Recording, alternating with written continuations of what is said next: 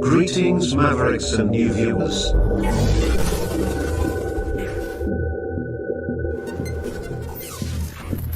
Tonight, direct and live from the Maverick News Network World Studios.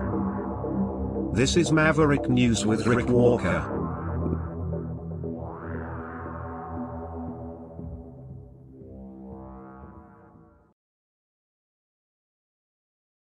And U.S.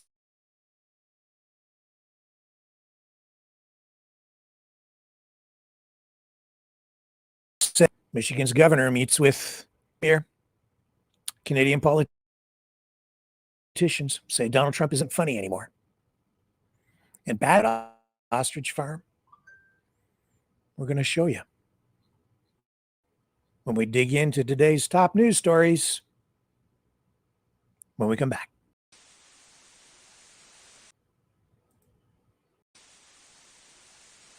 You know, someone very profoundly once said many years ago that if fascism ever comes to America, it'll come in the name of liberalism.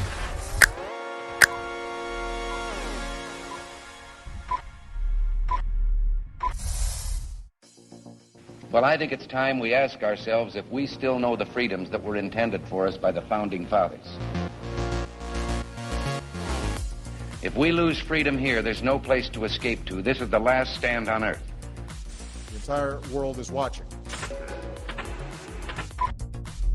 Every dictator, every crazy dictator in the world is watching.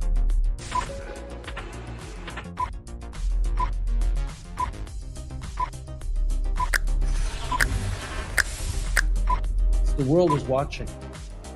On TV, the entire world is watching. On social media. But the entire world is watching, and yes, they are seeing what we have apparently bravely been willing to say that others are thinking. Stand for freedom. Literally stand for freedom. Let's get this done. The entire world is watching. We're at war with the most dangerous enemy that has ever faced mankind in his long climb from the swamp to the stars. Maverick News. Maverick News. Maverick News. Let me have more control of my own destiny. The world is watching.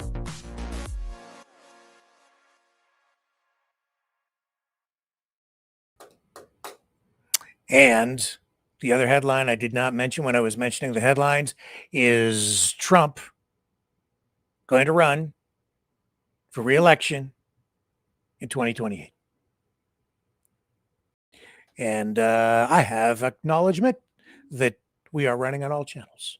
So there's a first for the past, 4 days or so. We've had just nothing but technical problems. For reasons that we won't talk about in depth here at the moment. Okay, so where are we going to start? Well, let's start with the government shutdown. We'll get into the ostrich thing too. There's a lot to talk about there.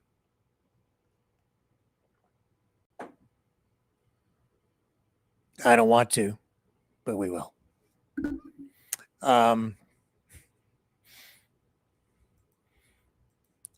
It's the story that just keeps on going.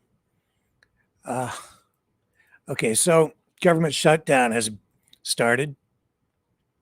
Federal government began to shut down today after Democrats and Republicans failed to come to an agreement to extend government funding. The deadline, October 1st, didn't hit it. White House has moved to pause or cancel billions of dollars in funding that was destined for blue states on the first day of the shutdown. There was an $18 billion infrastructure package, or a series of packages for New York, and $8 billion in climate-related projects in 16 states that voted for Kamala Harris in the 2024 election. And a top White House official has told lawmakers that widespread layoffs, job losses, firings could begin in the coming days. Well, maybe not firings, but certainly layoffs. Some are speculating some of this stuff could end up being permanent. The moves have widely been seen as an attempt to ramp up pressure on Democrats So we have about 750,000 government workers facing being sidelined in terms of employment. All this data coming from the Congressional Budget Office. They're not going to be paid until Congress appropriates funding and this shutdown comes to an end. All workers who are deemed to be essential will stay on the job, but they will not be paid until Congress reaches a funding deal. So work, no pay, but you'll get it on the back end. So both sides blaming each other for this standoff, the Republicans and the Democrats pointing fingers, and they have competing proposals in the Senate, which could extend funding, but both bills failed again today with the GOP bill getting absolutely no new Democratic support. So Republicans say they are going to keep holding votes over the coming days, and they're going to put pressure on their colleagues across the aisle. And the next votes are set for day after tomorrow, Friday. So we're going to keep on watching that. I know it's a big concern for a lot of people, but we've kind of been here before, or at least they have in the U.S. Don't live there, so it doesn't really affect us directly, but this is a sign of the United States not having enough money, overspending, living beyond its means, living on borrowed time and borrowed money, and the money printing machine is going to have to get cranked up, I guess, in order for them to pay for their debt. Or they're going to have to annex another country, and then take over the oil, or maybe a couple of countries. That would do it, wouldn't it? And then just take the resources, and that would help pay off their massive debt accumulated over many, many, many decades of excessive spending.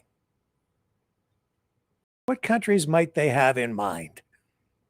Oh, Venezuela, maybe. A lot of oil there. Huge oil reserves.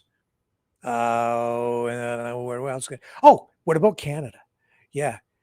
Trump talked about Canada as the 51st state again yesterday in his really long-winded speech before all the generals and admirals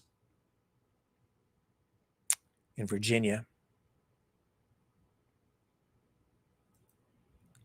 And that is driving Canadian politicians crazy. So much so that some of them are stepping up tonight saying, Trump, the whole 51st state rhetoric thing, they're saying it just isn't funny anymore. Now, today, Ontario Premier Doug Ford met with Michigan Governor Whitmer. He and Whitmer say both acknowledged that Trump's tariffs are impacting them and their constituents. Michigan and Ontario both suffering because of Trump's tariffs. Now, Whitmer, a Democrat, obviously not in Trump's good graces. The two of them clearly don't like each other much. But I think that the true data, the true statistics bear out what both Ford and Whitmer conveyed today in Toronto as the two of them met.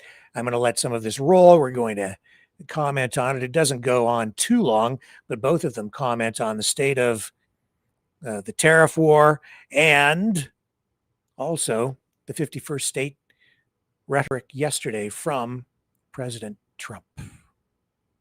Oh, where'd we go? Here we are, right here.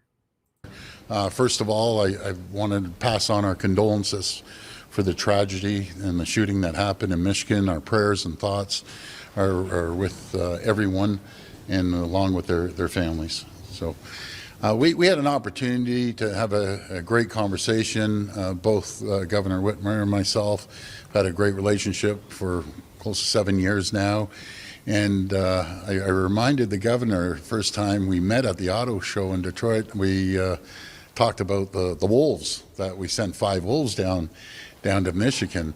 But there's a tremendous amount of opportunity in economic development, creating the environment for both Michigan and Ontario to thrive and grow and prosper.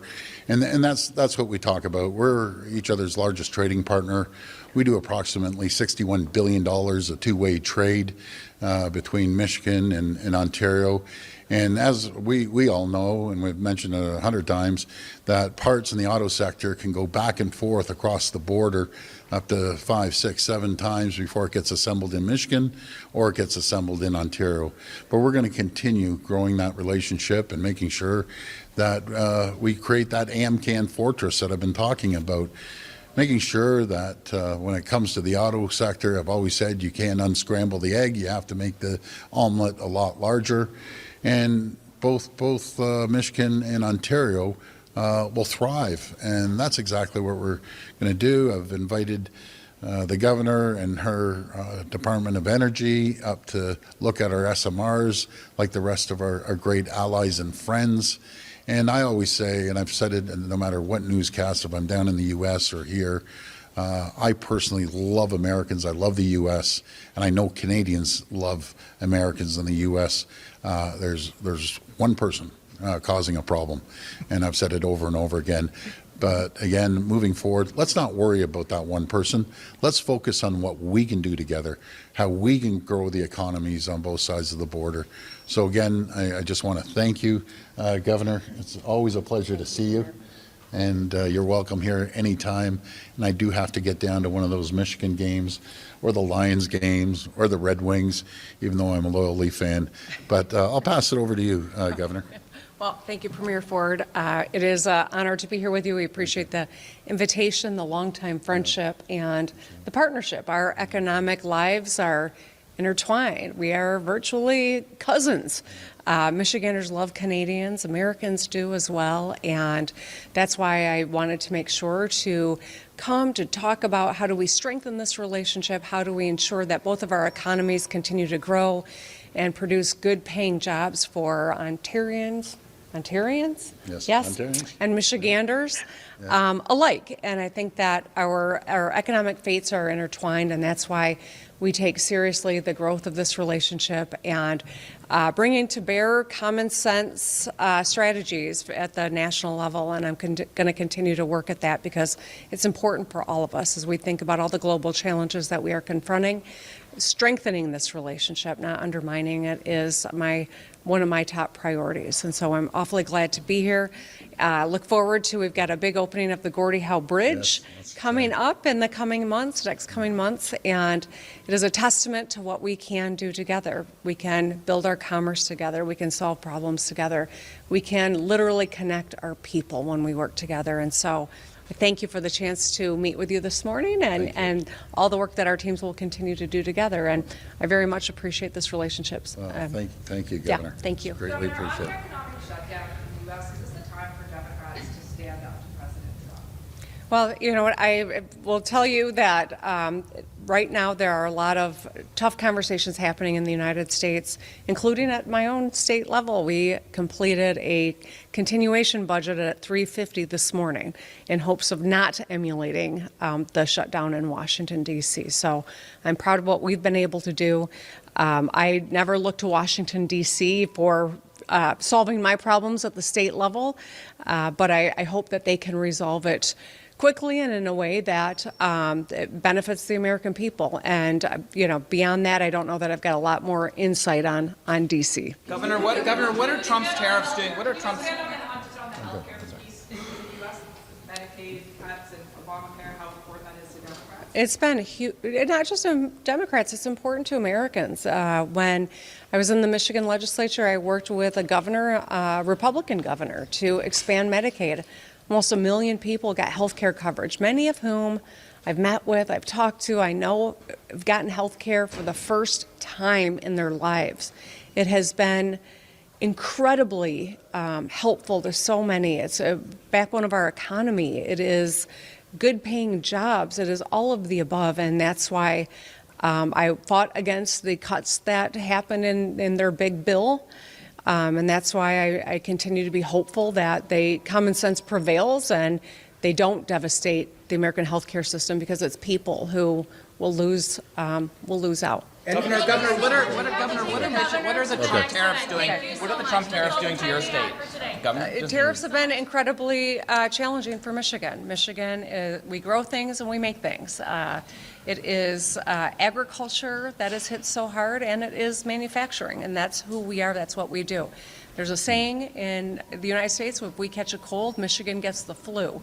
We feel the pain of tariffs harder and faster than almost any other state, and that's why I'm trying to make sure that we can get back to a USMCA, back to strengthening this relationship and recognizing the importance of Canada, Mexico, and the United States having a good relationship, not adversarial. Well, thank you, Governor. Thank you.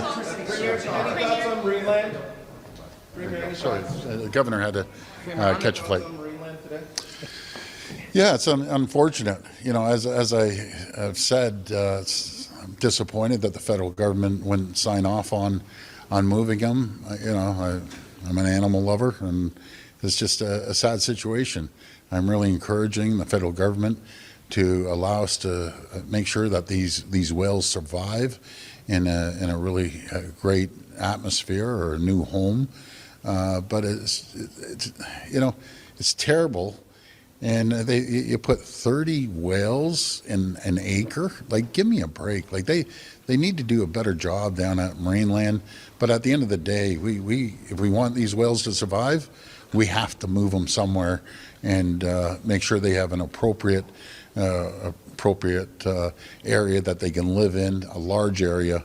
I don't like this. Yeah, I don't like these whales. The spokesperson said if they're not moved, if they're not exported, they'll likely be euthanized. Yeah, that's terrible.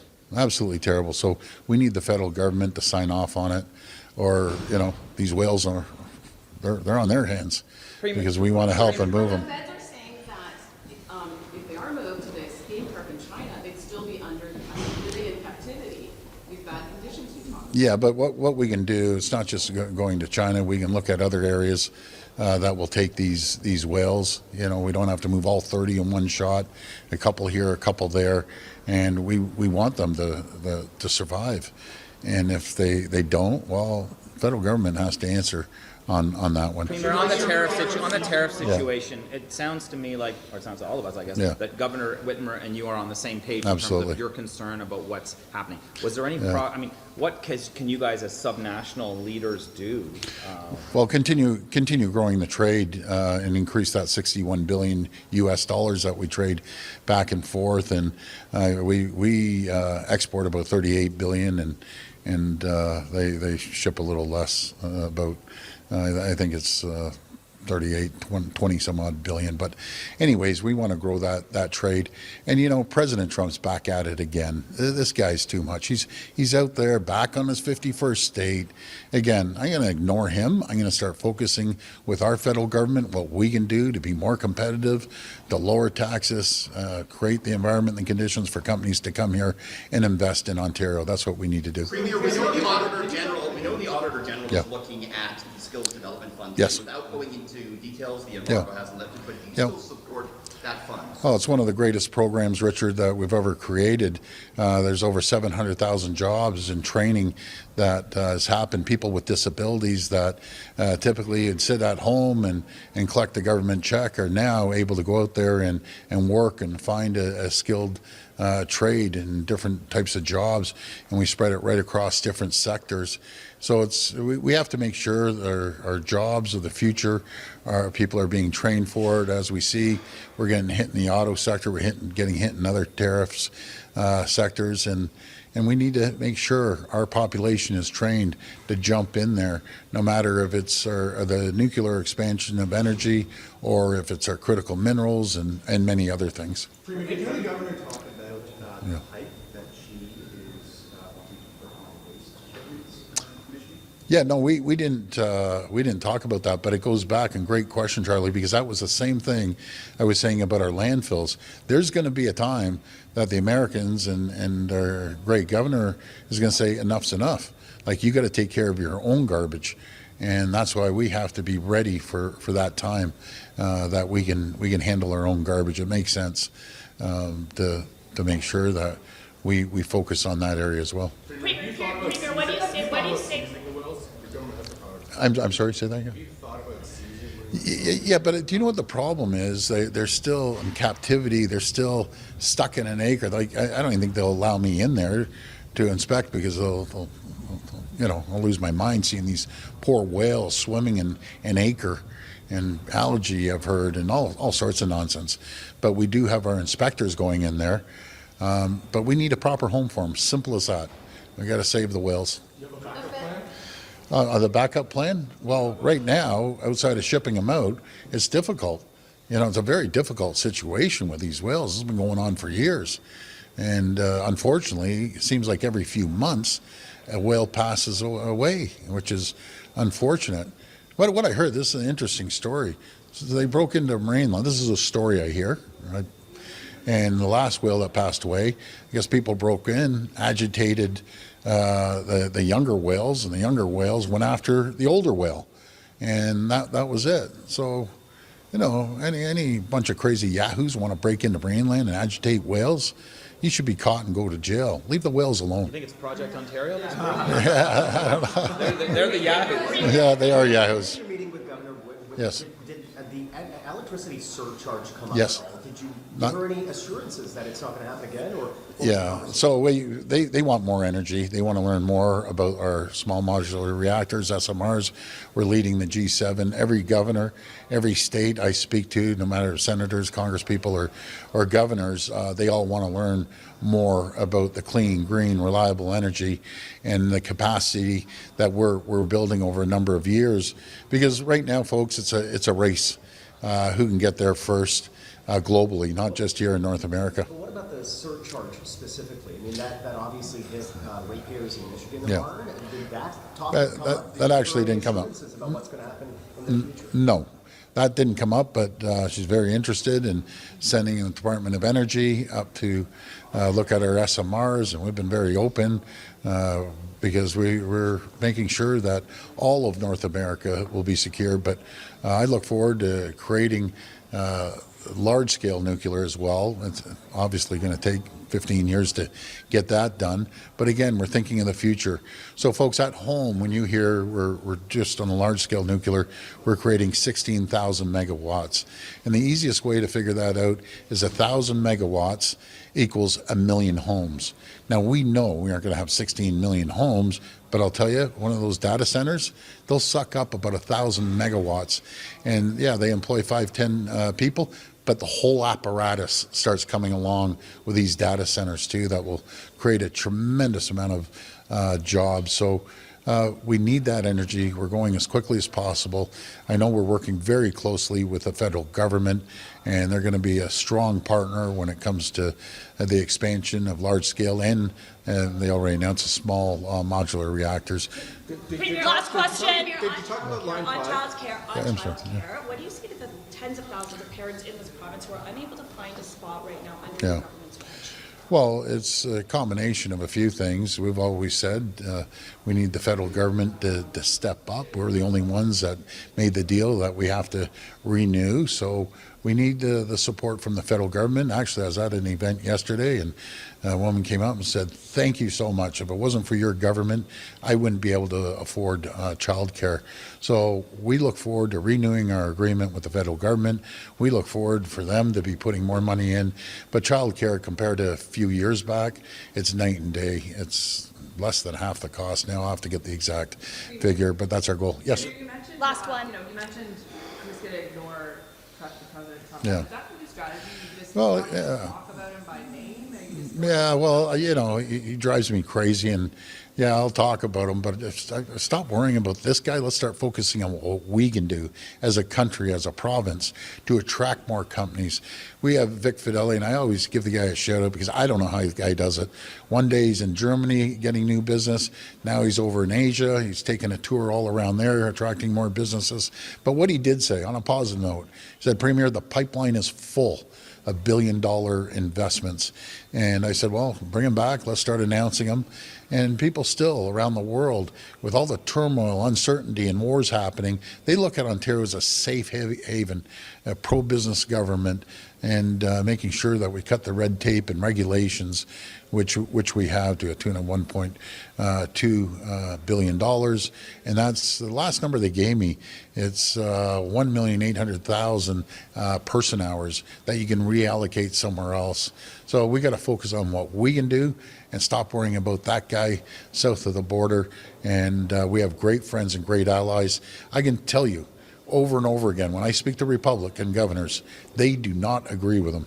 They're too scared to go out there and say anything. Isn't that a shame?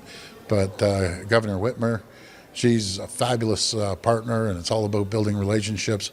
And I can tell you, the governor is not shy to make sure that she holds President Trump's feet to the fire. But thanks, everyone. Thank you. Yeah, line 5 never came up. Never came up. Yeah. Okay. So that whale story, Marineland, yeah, I mean, that's a heartbreaker. And there's a real cause that deserves attention.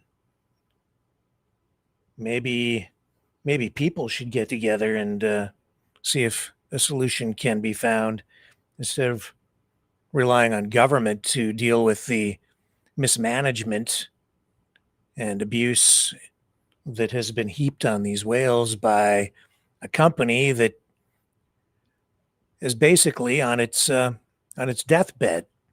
An amusement park not open this year, just incurring massive costs just to keep them alive, and it's clear they don't have the resources to properly care for them moving ahead. So something needs to be done to save the whales. And yet out in BC, you don't hear them talking about that. At the ostrich farm, because that whole thing has become it's just so politicized. And it's just an anti-government protest on many levels. And the stuff we're going to show you tonight, I find it just incredibly disturbing. But we won't get into that right at the moment. Let's take a little break. We'll come back on the other side, deal with some of the other stories of today, and then we'll get into the ostrich thing a bit. One other thing. It is Ontarians, but I'm thinking maybe we should get some T-shirts made up so we can send both Premier Ford. We could send a bunch of politicians these things, but especially Gretchen Whitmer, Kanakistanian. Yeah, Kanakistan. Welcome to Kanakistan. Some Kanakistan T-shirts. How about that?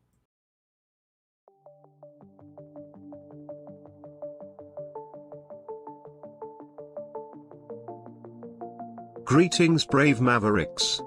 Our quest for truth continues. We go beyond fake news. Together we expose propaganda. Together we pull others out of rabbit holes.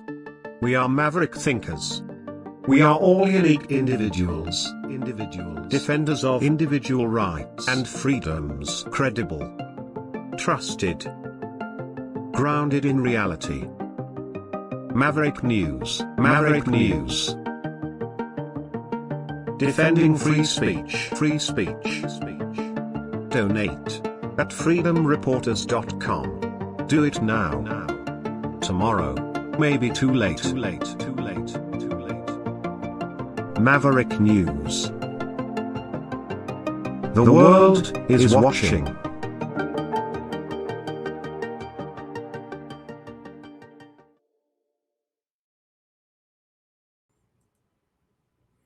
Yeah, here's right here.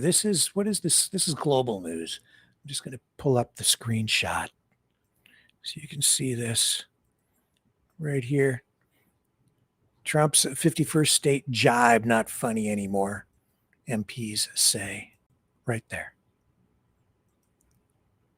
And there's the Truth Social post from Trump says, I told Canada, which very much wants to be part of our fabulous Golden Dome system, that it will cost $61 billion if they remain a separate but unequal nation, but will cost $0 if they become our cherished 51st state. They are considering the offer.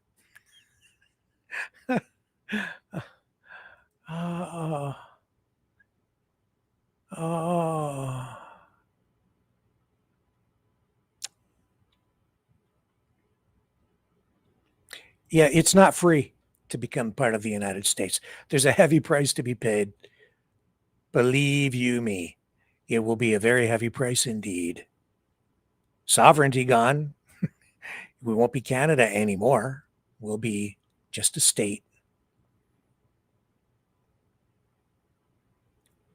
You think you're going to control your oil? I don't know if you do right now. I think maybe there's a whole lot of U.S. influence out there. Oh, yes, there is. Anyway, let's move on. Let's not get into it too much here. Let's dig into, I just want to run a little bit of this on the government shutdown. Let's bring up this one from NBC. Just run a little bit of this clip tonight.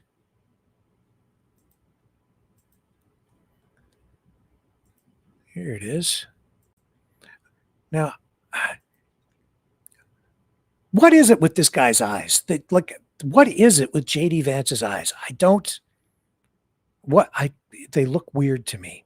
Do everything that we can over the coming weeks, if the shutdown lasts that long, to ensure that people get the essential services that they need, despite the fact that Chuck Schumer has shut down the federal government. It's not going to be perfect because we are in a government shutdown. We are going to have to lay some people off if the shutdown continues. We don't like that. We don't necessarily want to do it, but we're going to do what we have to keep the American people's essential services continuing to run. Thank you. Yeah. Thank you, Mr. Vice President, and thank you for being here. Yesterday, President Trump said, as a result of the shutdown, we'll be laying off a lot of people that are going to be very affected, and the Democrats, they are going to be Democrats. Has the administration asked agencies to target federal workers who they believe to be Democrats in these reductions of forces? We're not targeting federal agencies based on politics. We're targeting the people's government so that as much as possible of the essential services can continue to function. That is the question the president has asked the entire government, is fundamentally, okay, we're in a shutdown. That causes some problems. The troops aren't getting paid. There's nothing that we can do about that while the government is shut down. But there are essential services that we want to make sure as much as possible they still continue to function. That is the principle that's driving us forward during this shutdown. It's going to continue to be the principle that drives us forward. But let's be honest, if this thing drags on for another few days or, God forbid, another few weeks, we are going to have to lay people off. We're going to have to save money in some places so the essential services don't get turned off in other places. That is the reality of the government shutdown that Chuck Schumer and the Democrats have foisted upon the administration. All right.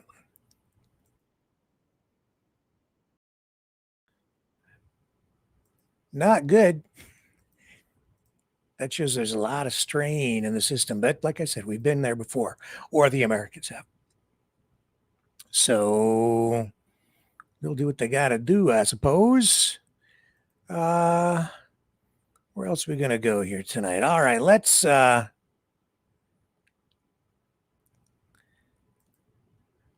about the ostriches. The standoff continues. Still no decision, I don't believe, from the Supreme Court on whether the appeal on the call order will proceed, not proceed, or whatever. All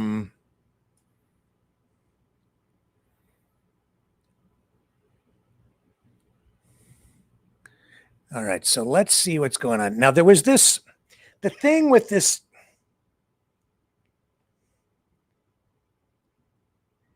ostrich thing. And I have to say, I'm so incredibly disappointed by some of the people, because it seems like every time over the last few years that some of these same people get together and they stage these demonstrations. They get turned into a circus.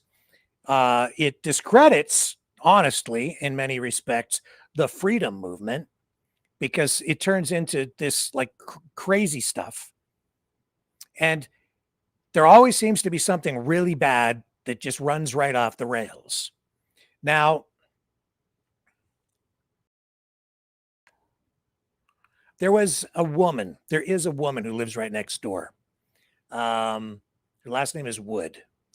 She's 72 years old.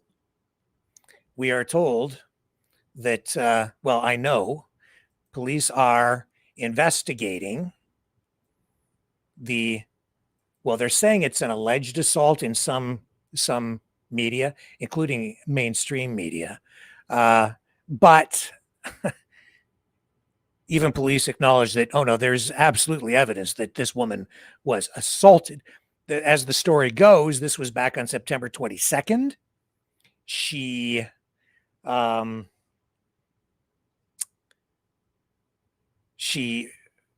saw some person, a man, outside her home. She lives right next door to the farm. They've been at odds with each other. She, I think, has been at times taking photos or videos. I do know that she is, as far as the information I have, is she is not the one who reported the deaths of the ostriches to the CFIA, which brought the CFIA out to the farm because they were trying to hide the deaths of the ostriches because of the bird flu outbreak. I've been told who it was, but I'm not going to say because I don't know for sure 100%, but I don't believe it was this woman. And she says it wasn't her, but they've been fighting, arguing. There's been a lot of friction. In any event, somebody went to her house, and the report says, and here I'll bring up this mainstream media article from CTV as a reference point. Police have released information on this now. The incident reported September 22nd. I've been sort of aware, but now we have more details tonight. This is the lady's name right here, Lois Wood, 72. And it says a suspect associated with the protest camp at Universal Ostrich Farms has been arrested. Charges are pending. So this is not someone like the suspect. Clearly, the suspect, not saying, not applying guilt here, but whomever is being charged is associated with the protest. To make that very clear. Associated with the protest. It says here, the RCMP are providing round-the-clock protection for Lois Wood, a 72-year-old Edgewood, BC resident who lives next to Universal Ostrich Farms after a masked man, get this, doused the woman in gasoline and punched her in the face.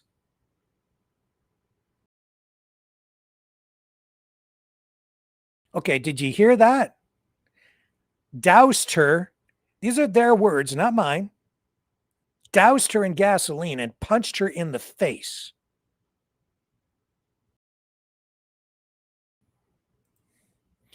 When this happened, I did see references to it. I saw people making excuses and saying, oh no, not us, wasn't one of us, couldn't be one of us.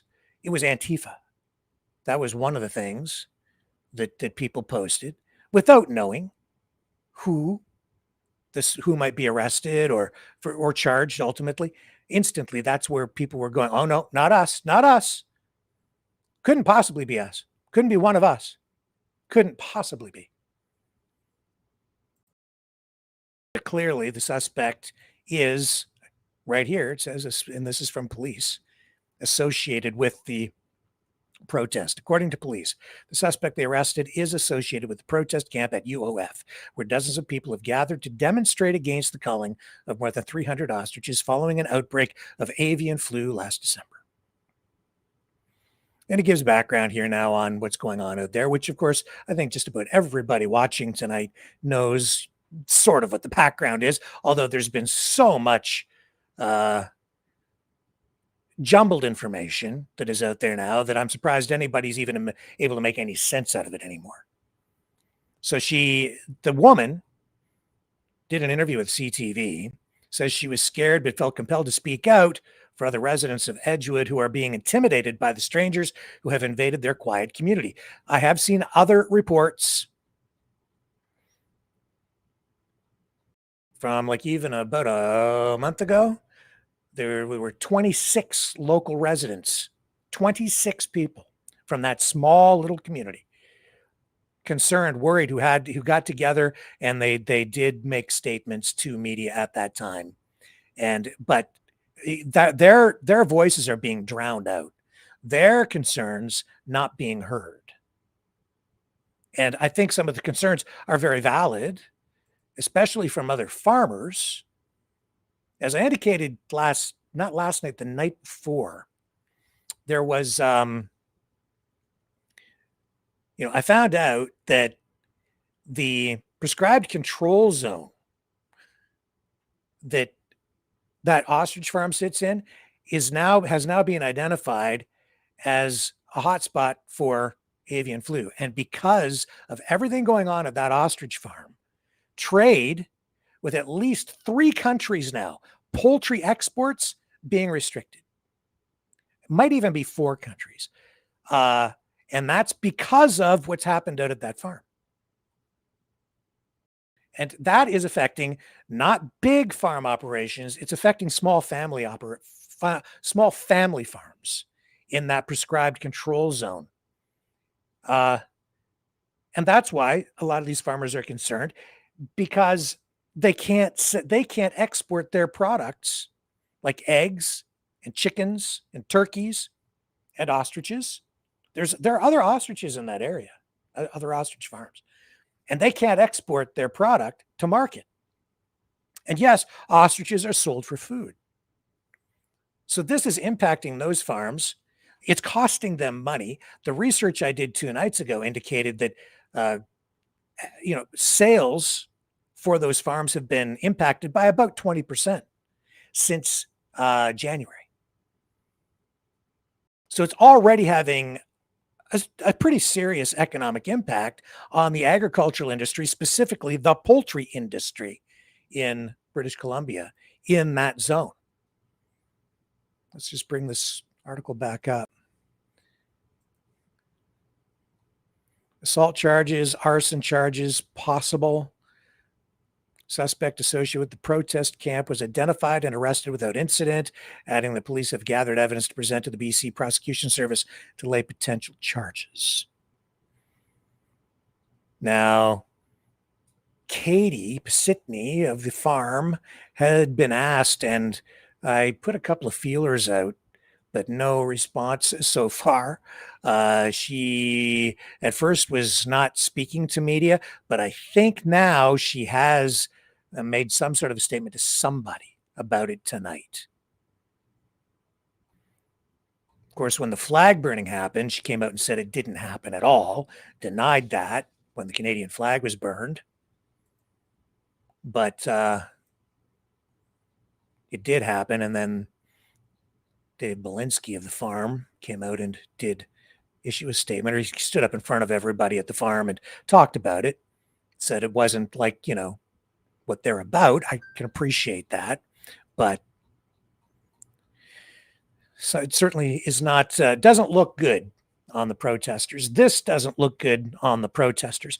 And people are sitting, I know some people are saying, no, it's an exaggeration. It's the other side. And I can say that innocent until proven guilty. So I'm not going to sit here tonight and say for sure that anybody did it. We'll see what happens in the courts, I guess, see how it plays out. But to simply dismiss it is, again, just part of the playbook that just keeps being repeated. This is why you lose me. It's stuff like this right here. Yeah. Let me, I've got the video from that day. Let me just find it here so I can share it with you.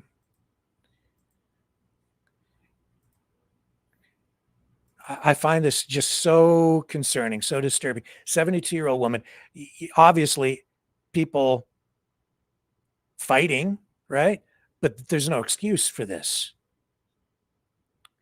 And you can sit there and say it's not us, it was just one guy or whatever. But the thing is, this whole situation has become so emotional for people that it's resulted. This is the kind of stuff that results from it. That's really unfortunate. I support people's right to protest. What I don't like is lying. I don't like the rhetoric that has been surrounding this. I don't like well, just say whatever we have to say because that's our team attitude, which I'm seeing with the streamers. Just it's a do whatever, say whatever you have to say, do whatever you have to do to win.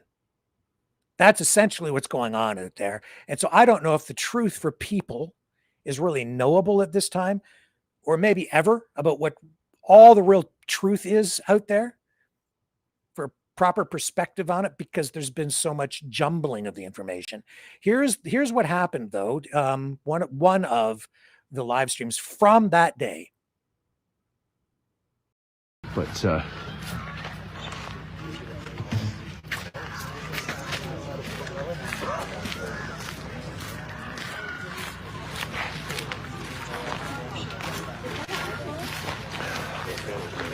like I'm a very I'm like a conservative board member. I'm a diplomat. That's like what I do. And what I see from that non-stop for the last several months is just discussing with. Okay, let us pause it here. To be clear, the guy that they have arrested here right now, questions about whether this is really the guy doesn't seem to match the person in a video, in another video that we're going to show you as part of this video. This may not actually be the guy who did it. Doesn't seem to be the same person, and I'm not sure exactly where we stand with all of it tonight, but I'm going to let this roll. Just so you know, this guy here, innocent until proven guilty. It's just beyond, and I'm not sure. I doubt it was him. I don't know what's going on with all that, but it doesn't represent these people, and it doesn't represent the crowd. So all these people here are on your side. We've got a video, and it's not Tim in there. Standing against that. You got a video? No, there's a video with somebody all in black and a black mask. There's the guy with the video. Hey, there's a guy with a video over here. Bring that up to the police. Oh, you have it there. Good. They're screaming bloody murder. And then I shot him. Hey, you guys, what's an officer? She's got a major problem. Mrs. Fingerling Can you back it? Sorry, no. Yep, no problem. Just back it up a little bit, freeze frame it, and then I'm going to take a picture of that, if that's okay. I just don't know which one would be the best frame to... There's one that's right in front of this white billboard. That's not the guy that was with the black mask. No. Looks like a blue mask to me. Hat with some kind of white lettering on it. Black pants, black shirt. How big is that video file? I've got it down to a minute right now, but I can forward it to you if you like. I don't recognize that guy. Yeah, I've never seen him either. Sir, we do not recognize. Yeah, no, hey, that's totally fine. I have not seen anybody that matches that description since I've been here. So, you see the footage, guys? See the we footage? have a place if this fellow... Okay. So you can see that somebody shot a video of this guy who he also poured gasoline around her house. Lady's house.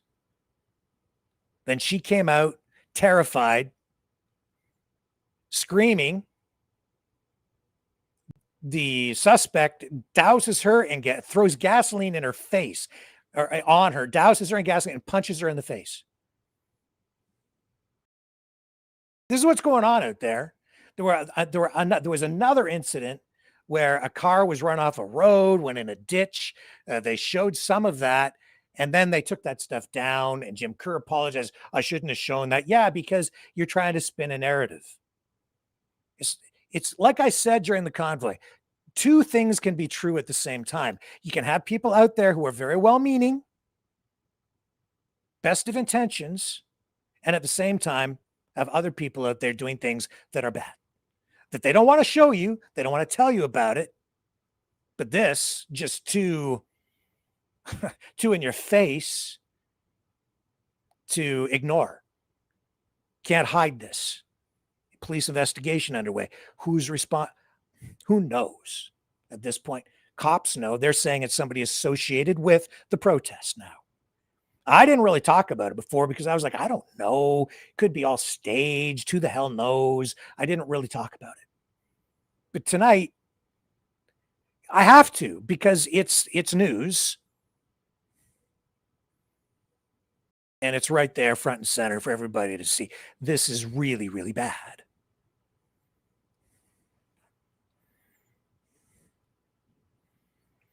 And I'm sure that almost everybody out there is against that. But it's been turned into such a circus, and it's so emotional, not just for the protesters, but also for the people who live out there, and it's extremely stressful. Could you imagine living next door to that circus?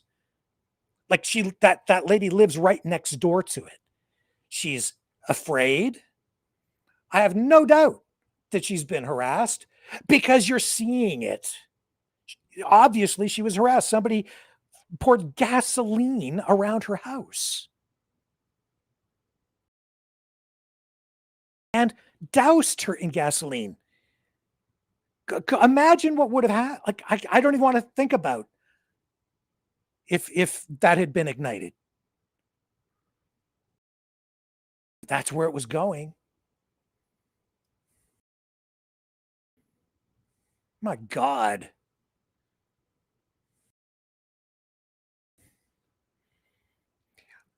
A lot of bad stuff going on out there. And these farm owners do the right thing, they say. Do the right thing. They're putting pressure on these companies, doxing them. It's one thing to say, even call for a ban, okay?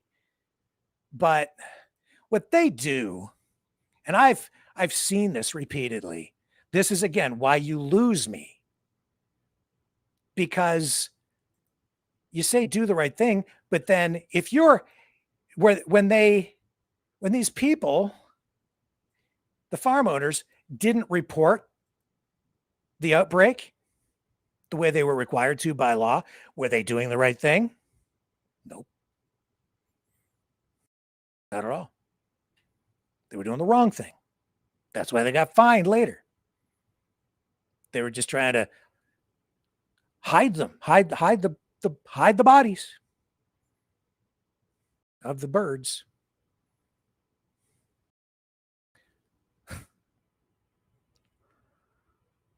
Do the right thing.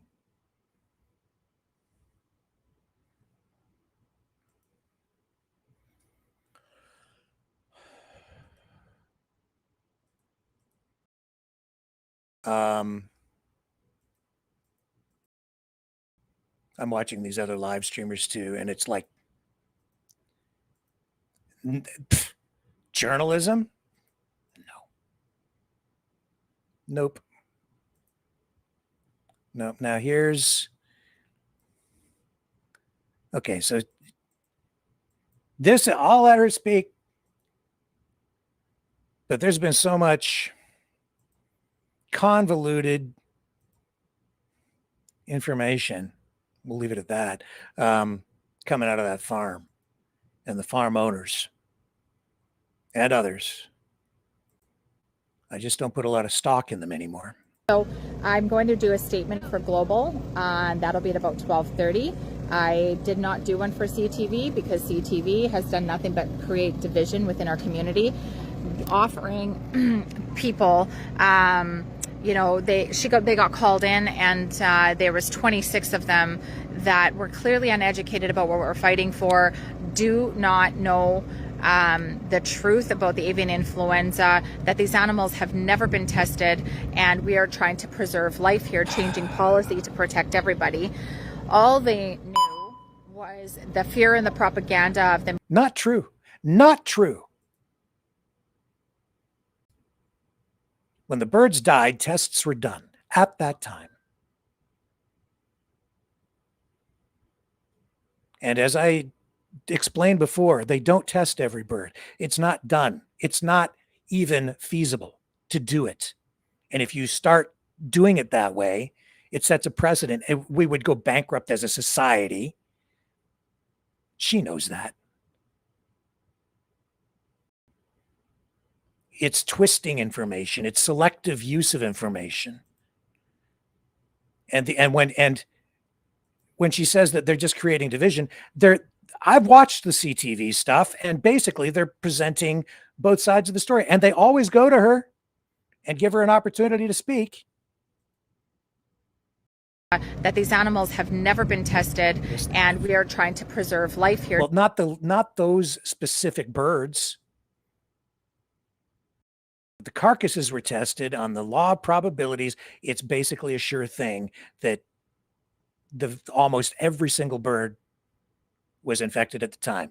And that's the sort of the crux of all this, is that the response is supposed to be swift to prevent the spread of the disease. That's the approach. They created massive delays by exploiting the legal system to just drag it out and drag it out and drag it out and drag it out.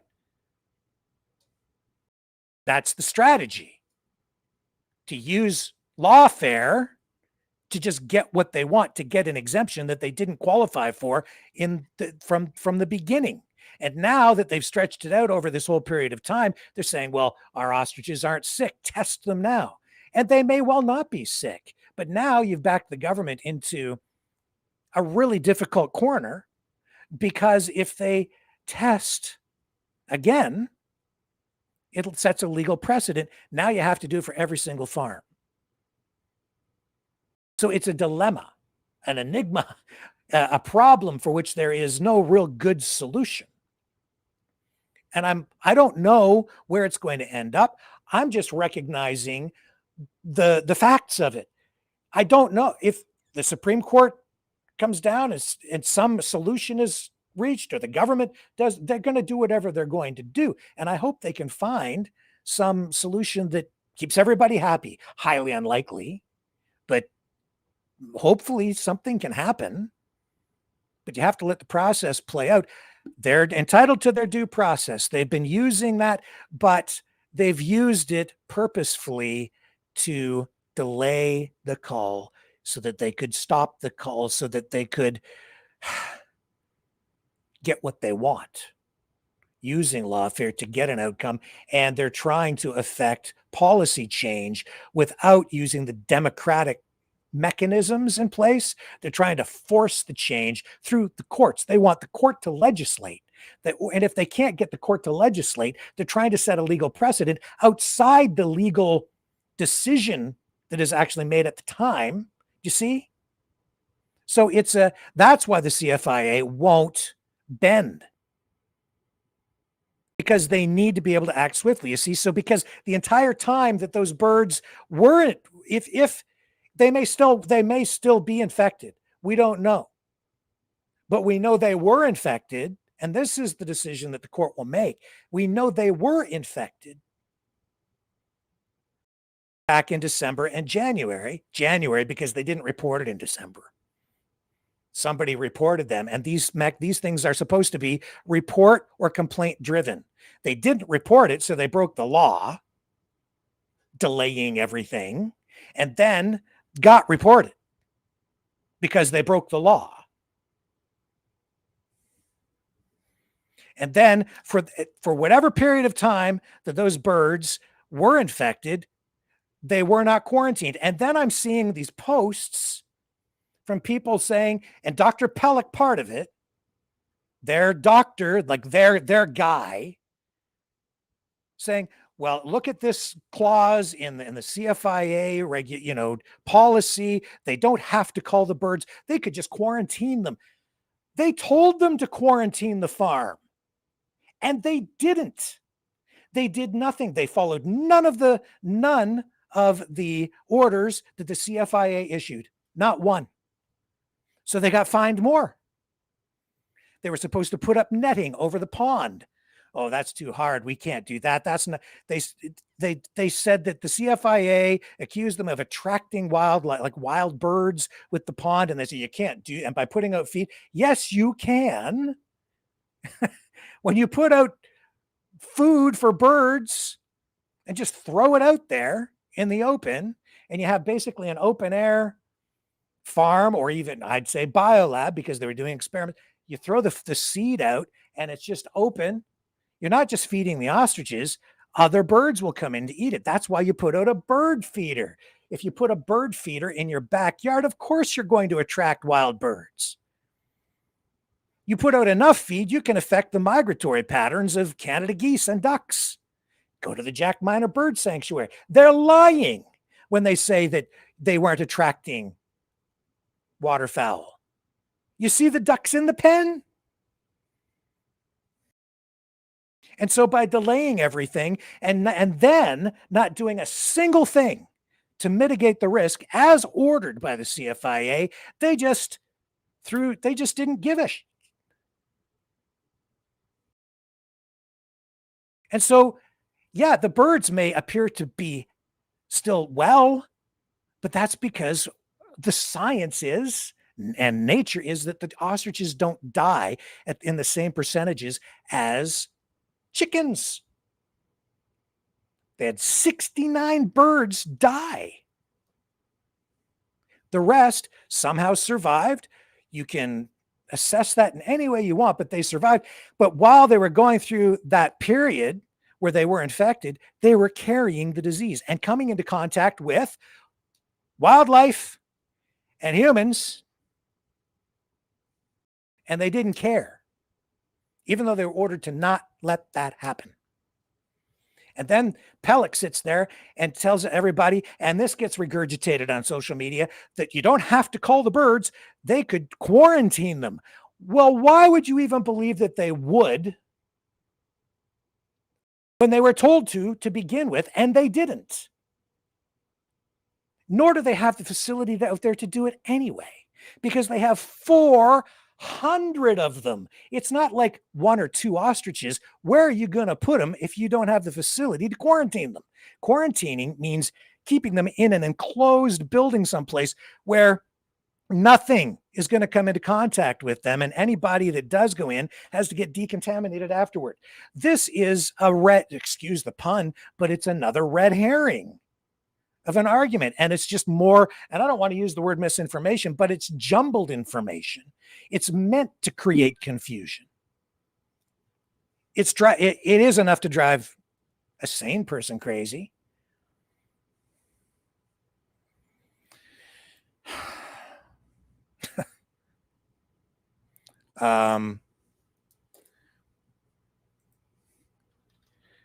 And what else we see out there? I'm gonna take a little break. I'm gonna come back and I'm gonna show you the other insanity, like absolute insanity, that is arising from all of this stuff out there. Stay with.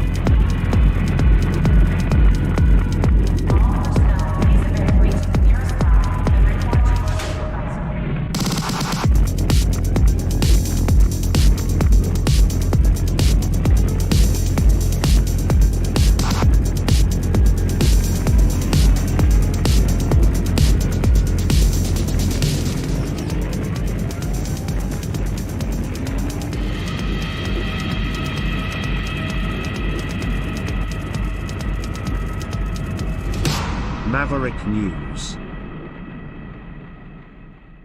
The world is watching.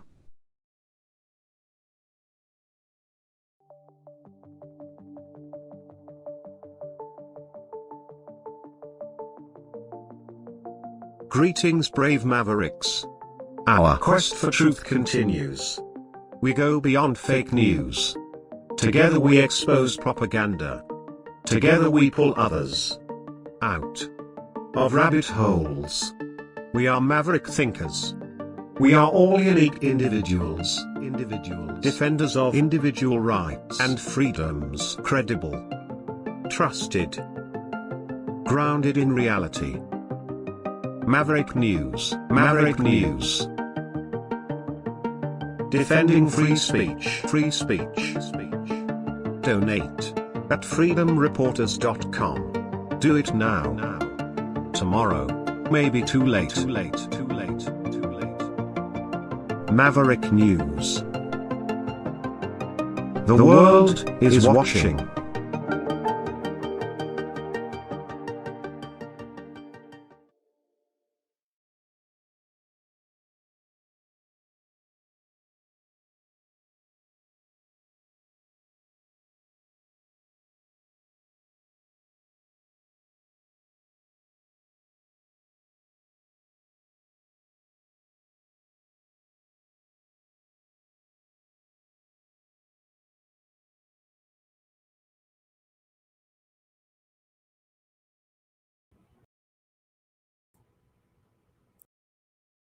Here we are. Marcia, police are investigating an attempted arson and an attack on a woman in her 70s. We're dealing with another issue altogether. Last week, when the RCMP descended on the Universal Ostrich Farm to assist the Canadian Food Inspection Agency in a planned cull, the Mounties were sidetracked by a chilling 911 call. I was so into the fear that I was going to get lit on fire. Lois Wood says that just after sunrise, she saw a masked man dressed in black pouring gas around her home. When she confronted him, the intruder threw gas on her. The 72-year-old went into fight mode. This is primal. This is survival. And I bit his upper arm as hard as I could, and he punched me in the face and knocked me down. Wood's home is next to the ostrich farm. Since the government ordered the flock destroyed after avian flu was detected, You know this is wrong. dozens of supporters have set up camp to protect the birds. Police say they have arrested a suspect. We believe he was attached to the protest camp. A Conservative MP is also urging the Agriculture Minister to stop the slaughter and is cautioning supporters to stay calm. Any violence or anything off that moves from the beaten path of peaceful protest is going to result in bad things for the ostriches. Political support will dry up. The farm's owners say they helped remove the suspect and that their supporters are not a threat. In a statement, spokesperson Katie Pisitny questioned why mainstream media would choose to publish a negative and false representation of the farm, just as the country's highest court was weighing whether it deserved a chance at justice. The cull of more than 300 ostriches is currently on hold. The Supreme Court will decide later this week if it will hear the appeal from the farm to overturn the government order to destroy the birds. Marcia. They chose to report on it because it's a story.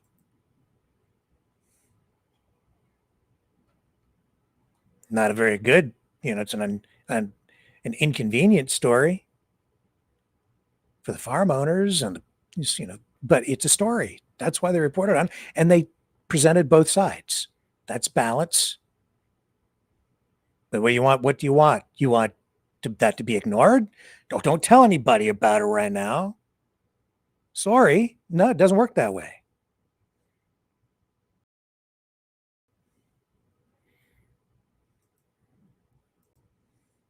Back to her. Changing policy to protect everybody. It's not protecting the small farms out there. They keep saying that they want to protect the small farms. This is already having an impact on small family farms in a very negative way. It has since January. And now you have Japan, Taiwan, Mexico, I believe, refusing to take any of the poultry product from, or there's restrictions on poultry product coming from that prescribed control zone. And it's because of the ostrich farm. All they knew was the fear and the propaganda of the mainstream media, which has been doing a very good job at just fear mongering. Again, with them, we've just offered prayer. We pray for all these people. We pray for all these people to come. We've offered them to come to our farm aid. We've offered these people to come and have a burger or a coffee with everyone here at the farm and see what we're fighting for, because we are fighting for something that will protect all farmers across Canada. It's a broken policy, the policy of stamping out that's been in effect for 21 years. It's not just killing off our animals, it's killing off biodiversity, genetic diversity, and it's actually getting rid of our farmers because they just can't keep going once they keep getting stamped out. So there's a lot of things going on today. They can't keep going when they can't export their product.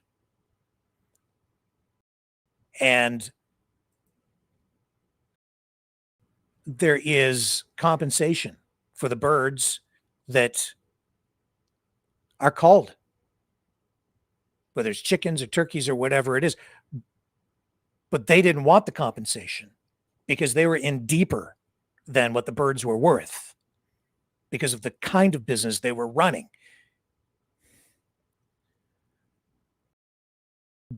But it's like free insurance. It's government insurance for poultry farmers. When they have their birds culled, the government steps in and compensates them for the birds. So it's not like they're left high and dry. They get compensation so they can start over again with new stock, live stock. They had a bunch of money wrapped up in experimentation and COVID antigens that they prepaid for, a lot of money. There were some contracts that complicate things as well for the way they were running the farm at the time, which was not as a farm per se, but as an open air biolab for which they really didn't have proper permits, etc. Our anxiety is sitting really high. We don't know what's going to happen this week as we wait for Supreme Court's decision, if we are going to be able to be heard at that court level, especially with the garnered international interest that this case has gotten. And the involvement of U.S. MAGA officials and supporters, big U.S. money, big U.S. oil money, big U.S. ag money, agricultural money, ag business money coming in to support what they're doing in there. The protest, to create chaos.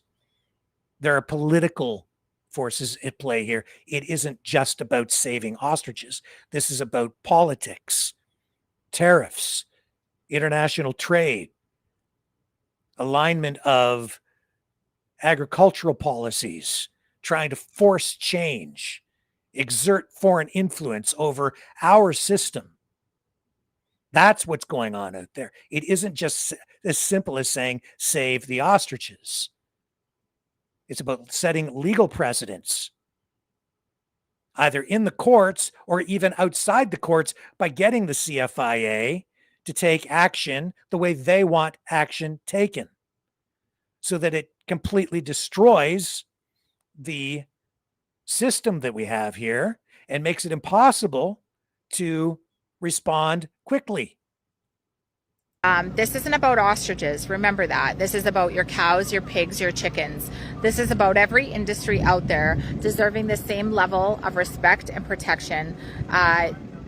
It actually is about all those other industries as well, because they are now finding that this disease is spreading into other animals. They most recently, they are now finding it in cows. And it is finding its way into milk. That's another element to this. They are part of a kind of a group of people that don't believe in government regulations and government regulations for food. The group BC Rising. I showed you a Zoom meeting that they had where they had a guest come on promoting a business that they were setting up to sell food products in a way that is sort of like under the radar, so that they don't have any government oversight I ran the clips from it, and this person setting up this business. It's all designed so that they don't have to. They can sell raw milk, which if the bird flu, if bird flu gets into the milk and it's not pasteurized, and you feed that to your family, you're going to be drinking milk, in fact, like that's contaminated with the bird flu virus. The science is, and I've been researching this, the science is that if you pasteurize the milk, it should still kill the virus, but it doesn't get into the respiratory system of the cows. It gets into the teats and the glands where the milk is produced. That it's strange, but that's where they're finding it. And it's getting into the milk supply now. They're doing what they can to prevent the spread of the stuff. But when you have people just ignoring the rules, just throw it all out.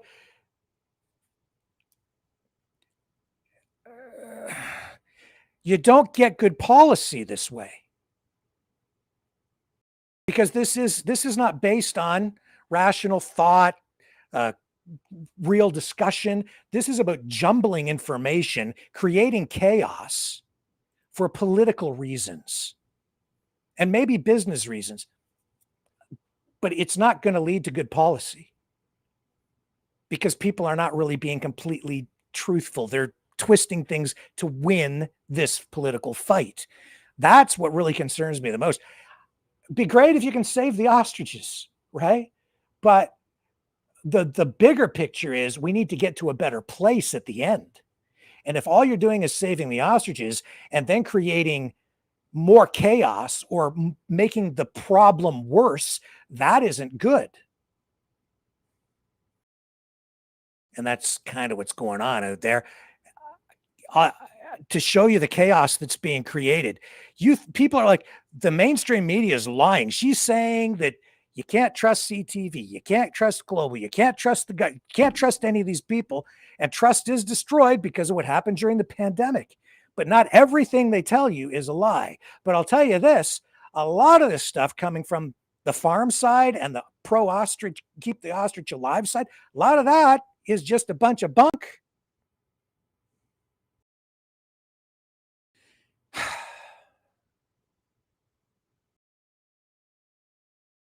They're saying the ostriches are not poultry. That's a slogan they've come up with. Ostriches are not poultry. They keep repeating that, and that's what they're trying to ram home. And they're saying because they're not poultry, that's another reason the CFIA should not proceed with the cull. So if you do this scroll right here, ostriches are not poultry. Okay, scroll down more. CFIA, food for thought. You are heartless. You have no feelings, no emotions. Listen, we are ostriches. We are not poultry. So that the catchphrase, the slogan is catching on, and it's being repeated over and over again on social media so that this is what is being driven into people's minds. Ostriches are not poultry, they say. This guy here, chickens and ostriches are very different. Chickens are widely farmed for food, while ostriches are rare, long-lived birds with herd immunity that aren't part of the same food system. That's not accurate. This guy, I've seen his videos. He's just a clickbait artist. Not making any friends tonight, Rick. No kidding. Yeah. Again? Really? Yeah. Oh, well. He doesn't care about truth. Ostriches are not poultry. Here's, what's his name? Ronnie.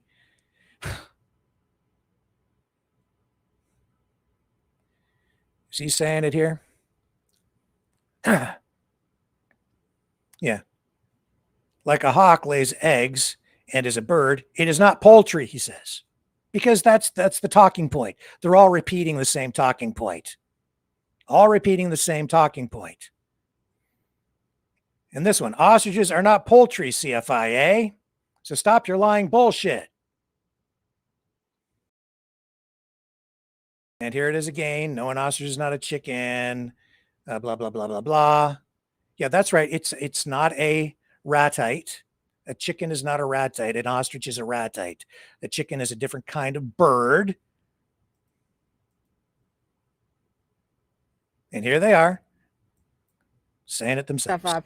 As we all know, we'd like to hit it on the head when it comes up, and we're gonna solve some misinformation right now. Jeff, what's our misinformation? Well, as everybody's probably just seen on all the live videos from hundreds of people here, we were just filming a clip, essentially, so that we could broadcast that clip out. And it was a clip of everybody kind of standing in a crowd, live streaming, supporting the ostriches, the family at the front, and it was just a unified message that's going to be sent out across the world.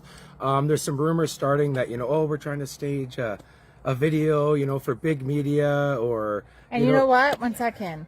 We are needing media. The world needs to watch what's going on here. So that's not really misinformation. But what this amazing gentleman was doing was creating a commercial sense. He's meeting with people like Yahoo, World, some National Geographic, a few big people. And what our message is let's just do it now. Sorry, 1 second. Ostriches are not poultry.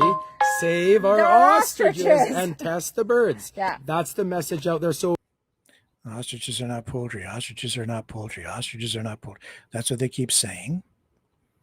Now, can I find the video where they're doing this with all the people?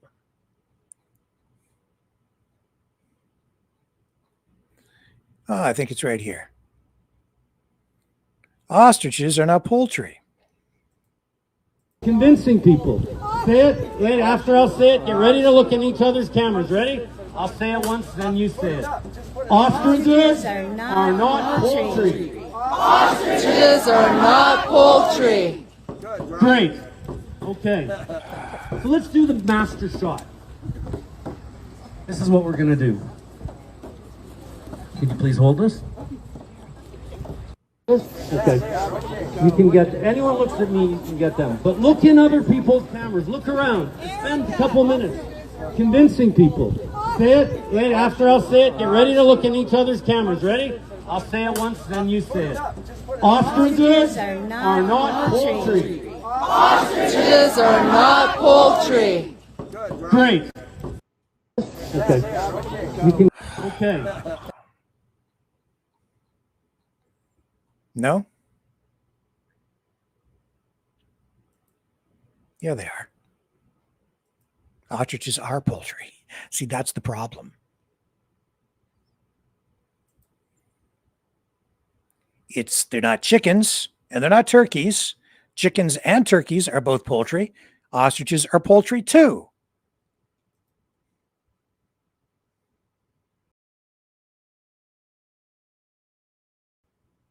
Yes, they are poultry. No, they're not, Rick. No, they're not. You don't know what you're talking about. You don't know what you're talking. You don't know the science. I see people posting because of that any kindergartner knows that ostriches aren't poultry. Katie Pisitny, the ostrich farmer, sitting there with Jeff Gaudry, her PR propagandist, convincing people, telling each other to look into each other's cameras and convince each other, he said, that ostriches are not poultry. Yes, they are. Let me just Google it. Are ostriches poultry?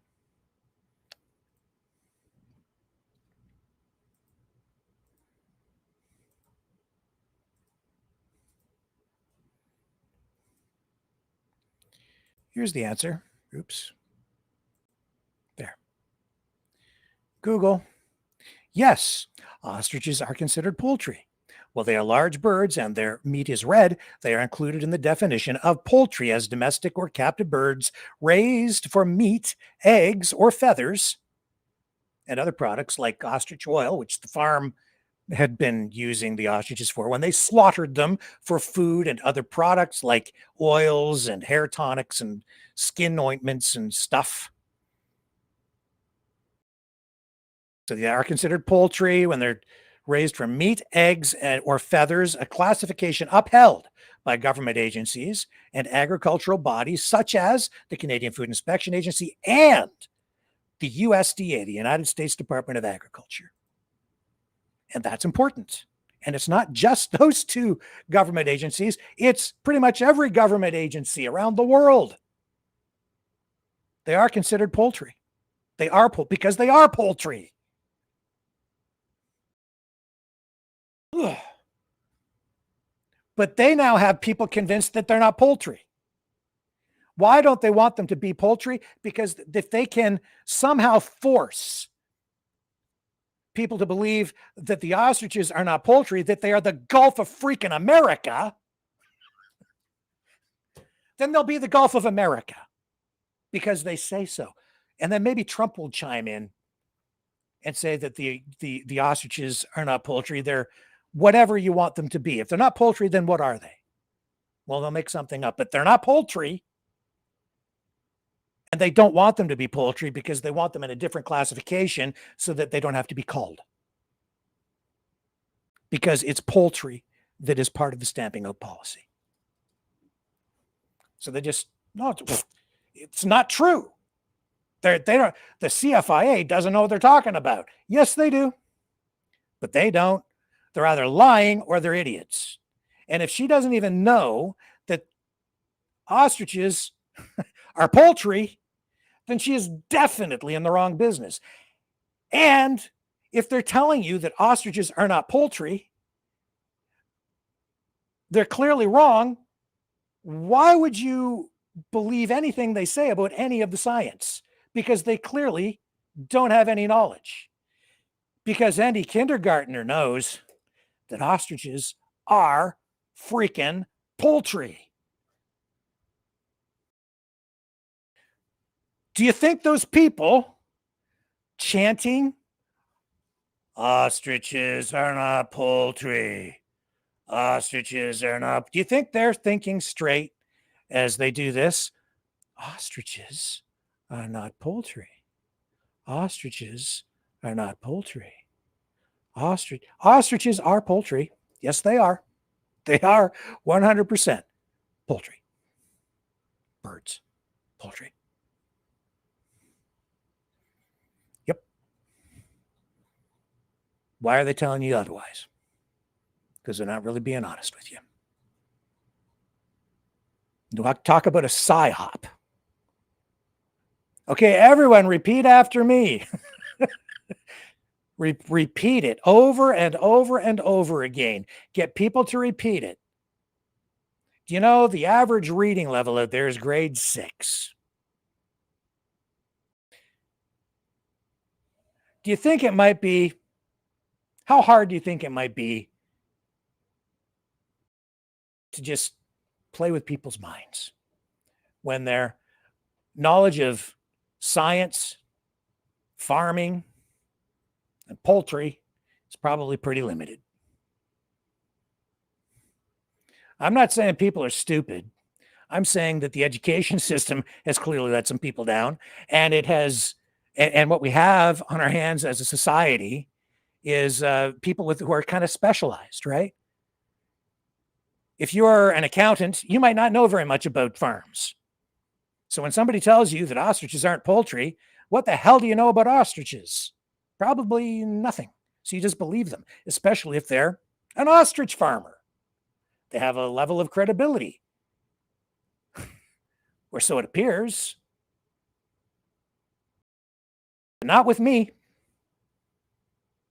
because I know that ostriches are poultry. And that pisses me off. Because you can't get to a good place when you have people who are deceiving you, when they're giving you incorrect information. And then they get a whole team of people out there with big money behind them and an agenda who are clearly just lying their asses off. Who are just picking up talking points and doing whatever they are told, saying what they are told to say, and repeating it over and over and over again in a marketing message to sell you something that you don't even know really what it is, because their true agenda is being concealed.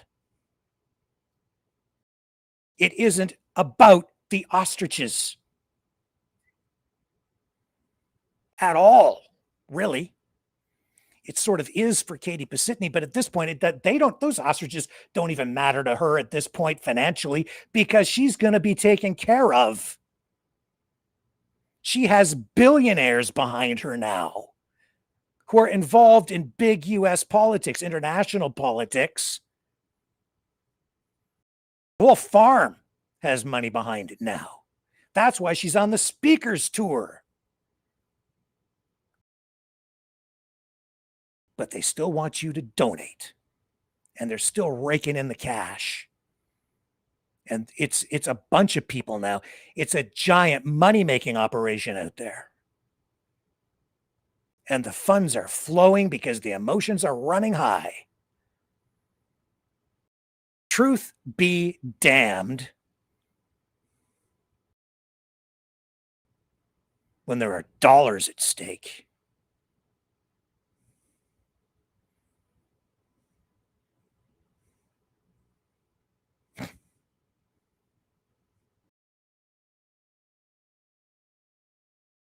People care about the welfare of those ostriches? Yeah. I think the people, my opinion, who care the least about the welfare of those ostriches are the farmers at that farm. And they don't care about the welfare of any of the other small farming operations around there either. Farmers that are already suffering, residents that are concerned. I've seen the stuff from the community meetings. They're afraid, and they are suffering because of all of this. And yes, the threats. It's true. During the Freedom Convoy, I didn't want to believe any of that stuff either, but two things can be true at the same time, and two things were true. Some people were there. It was a love-in. And there were some people there who were not participating in a peaceful way. They were kind of threatening. And there were some people there who lived there who were afraid, and other people who thought it was okay. And so, yeah, many things true all at the same time. And then it's about perspective. If you're just trying to spin a narrative and somebody gets assaulted and somebody throws gasoline on their house and then douses up a human being in gasoline and punches them in the face, and I saw a longer video with the police officer at the time who acknowledged that, yes, it did happen. So it's not like you can deny it. But then it's like, initially it's like, well, it wasn't us, and we've got nothing to do with that. And when the video is being shot, I have to ask myself too, when I'm looking at that, didn't anybody go to help that lady? I see somebody shooting a video of the suspect and the woman screaming, and I don't see anybody going to her aid. What have we become?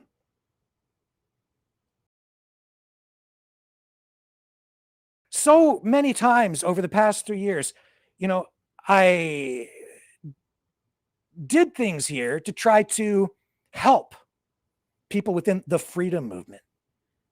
When protests were going on, some bad actors might get involved, and I would try to raise the alarm bell and say, wait a minute, like there's a bad actor over there. And you know what happens?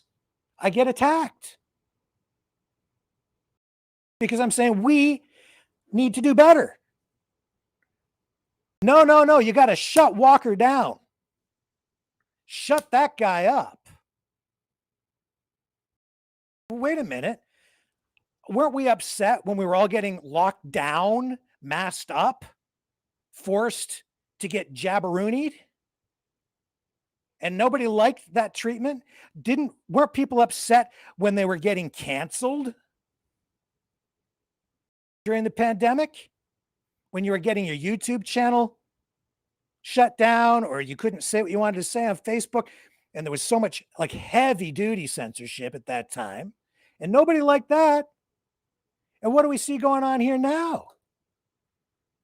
That kind of behavior, even amplified by people that are supposed to be the people who didn't like it to begin with.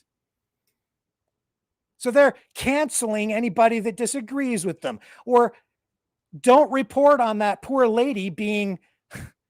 Why would CTV report on something so divisive as a woman who gets her house doused in gasoline? She gets doused in gasoline. She gets punched in the face. Somebody clearly was going to try to set her house and maybe her on fire. But why would you report on that right now?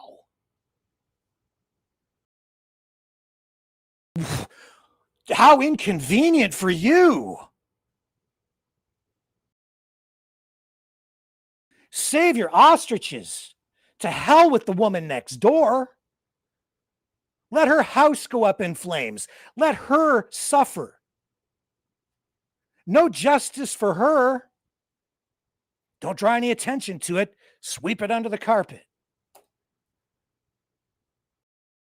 So divisive. We need unity. Screw the woman next door. She just causes too many problems.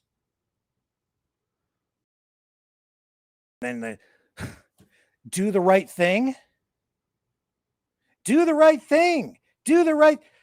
Did she do the right thing? Did anybody do the right thing and go to help the woman? Anybody out there want to do the right thing? I think some of the people there did. They were helping the police. They were showing the video. But then what does Katie do? Oh, you're so divisive. I'm not even going to talk to CTV because they reported on the story. I don't want to talk to Katie Pisitny again. I would, but I'd be talking to her like this.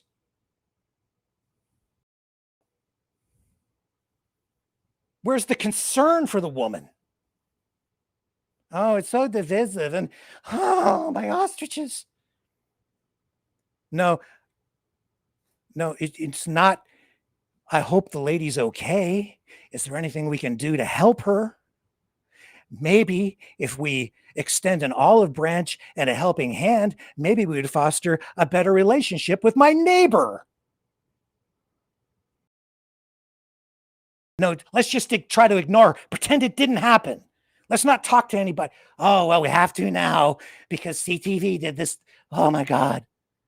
Well, then I'm not talking to them. I'm talking to global. That's the other problem. Too much of this.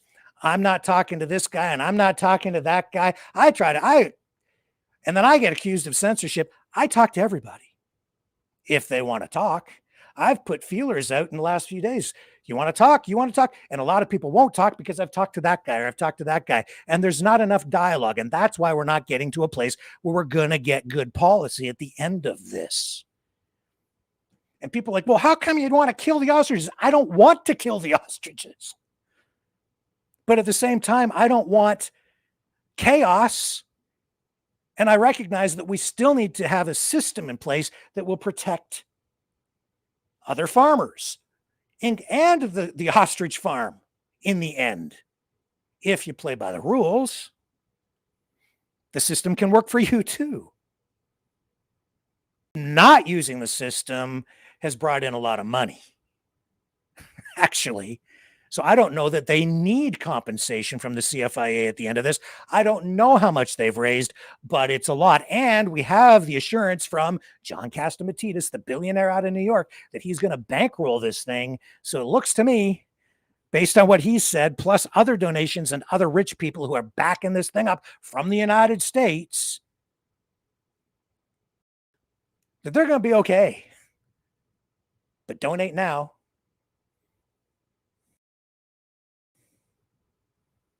This whole thing is freaking ridiculous.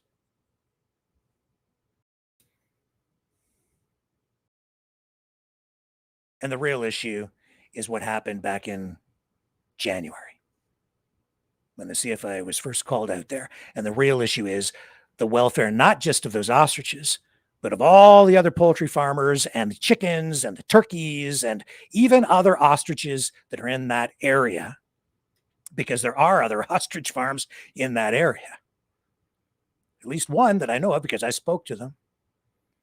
And it's the welfare of those birds too that need to be taken into consideration.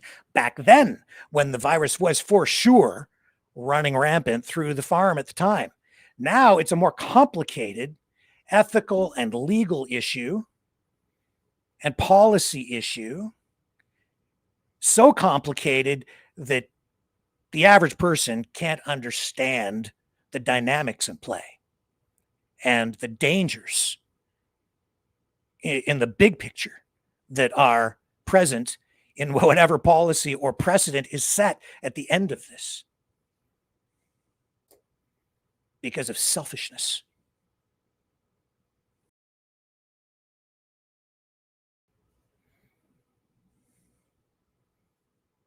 And a psyop.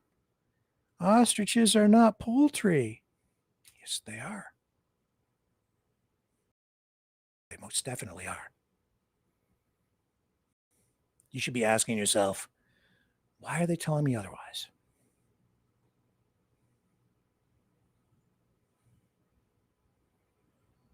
Wow.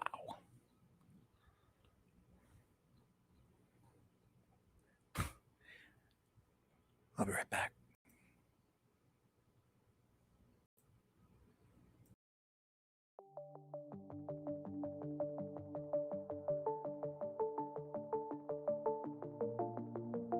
Greetings, brave Mavericks. Our quest for truth continues. We go beyond fake news. Together we expose propaganda. Together we pull others out of rabbit holes. We are maverick thinkers. We are all unique individuals. Defenders of individual rights and freedoms. Credible. Trusted. Grounded in reality. Maverick News. Maverick News.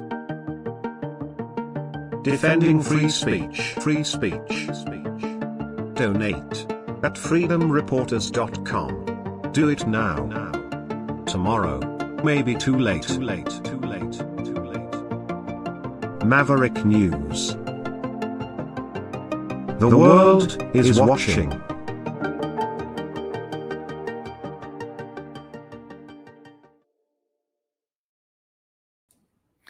There is also so much strange stuff, other strange stuff going on out there that I've witnessed over the last, especially the last week or two. One of the strange things is, this people involved in the protest are embracing things that they otherwise are opposed to. They were opposed completely to COVID research, and yet they're supporting the farm that was involved in COVID research with the ostriches. And they don't want to talk about that. And a lot of the people don't realize that that's even gone out of there, or they think that it's a lie. But anyway, there's that. And then just as another example, a lot of the people out there are very opposed to the United Nations Declaration of Rights for Indigenous Peoples. They're opposed to these land declarations that are made at all these public meetings. They're opposed to even First Nations treaties. Basically, they're opposed to any kind of First Nations land claims. I see the rhetoric online. I know that it's out there. I received one Substack today from a prominent freedom person who shall remain nameless, who specifically was talking about exactly that issue, not related to this, but about just Indigenous land claims. And it's all because we had the Truth and Reconciliation Day just passed. Point, Mark Carney spoke in Ottawa. At least he didn't go surfing like Justin Trudeau did. So one check mark on the positive side for Carney versus Trudeau. At least he's a little bit better than Trudeau. He didn't go surfing. But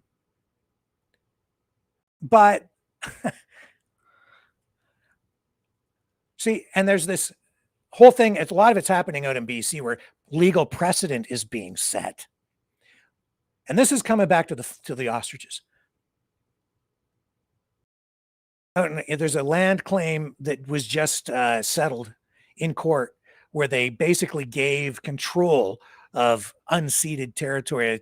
I'm maybe not getting the language on this particular case correct because I'm not entirely familiar with it, but it's on the coast of BC, and basically the First Nations tribe there has been given the land back basically so that it's their territory basically to govern. And that is throwing a lot of questions out about whether there are even any private property rights out there. So if you're living there and now it's not really governed by the federal government, or the province, it's a First Nations land, do you even own the property? Because it was basically just given back. Well, look at what happens here. It's like they'll do anything to throw a monkey wrench into the system, shut the government down in terms of this call operation and the CFIA policies. So was it about a week ago or so, a First Nations tribe apparently showed up with a document, a cease and desist order of some kind, or a notification to tell the CFIA and RCMP that the ostrich farm is actually sitting on unceded territory. And so they give the document to Katie Pisitny and her mom, and they say, look, you're actually on our land, and they don't have any jurisdiction here, so they have to stand down. Okay, and not going to be out there suffering. So I'd like to try and discuss a few. An Indian tribe just said that this is unceded territory and these birds are not to be touched.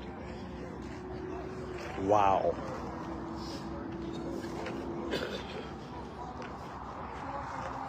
Share that around, folks. Just post that an Indian band has declared this unceded territory and the birds are not to be touched. Okay. Spread the word. Like Katie just said, they keep waiting, they keep looking for little miracles. Well, that's not just a miracle. That's Canadian people, First Nations, stepping up to do what our government wouldn't do. Yeah? What just happened there? They gave away the farm. And they don't even realize it. It's a land acknowledgement. Yes, you're right. Our farm belongs to you. That's what they just did. And I guarantee you, a majority of the people probably in the protest are against exactly that.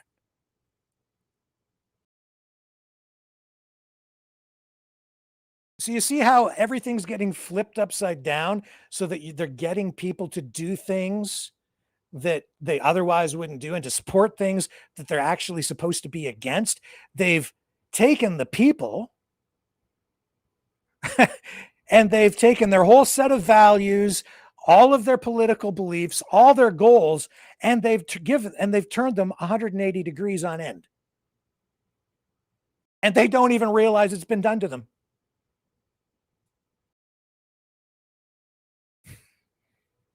And the federal government is trying to navigate through those issues in a diplomatic and in a way using negotiation, diplomacy. And then these people come out there, they say they're with this First Nations tribe with a piece of paper, and they say, you know what? This is actually our land. Oh, great. Let's go tell the CFIA and the RCMP and the federal government that this is not private property while they're fighting for property rights. Now, I don't think that's going to fly. I'm certain it won't. But do you see how that just flipped it upside down? And they don't even realize that they did it.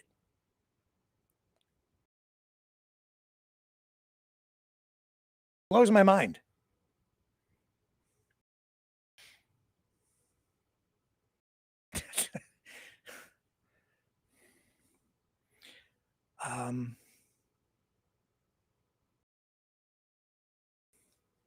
It's okay. Do what you want. The day that happened, I saw a video while I was scrolling through. I think it was the second one down in the scroll. It was a guy complaining about just the opposite. His whole thing was talking about his farm and how it's on unceded territory because he's not seeding it. It's like seeding, C-E-D. Seeding, not S-E-E-D. Seeding.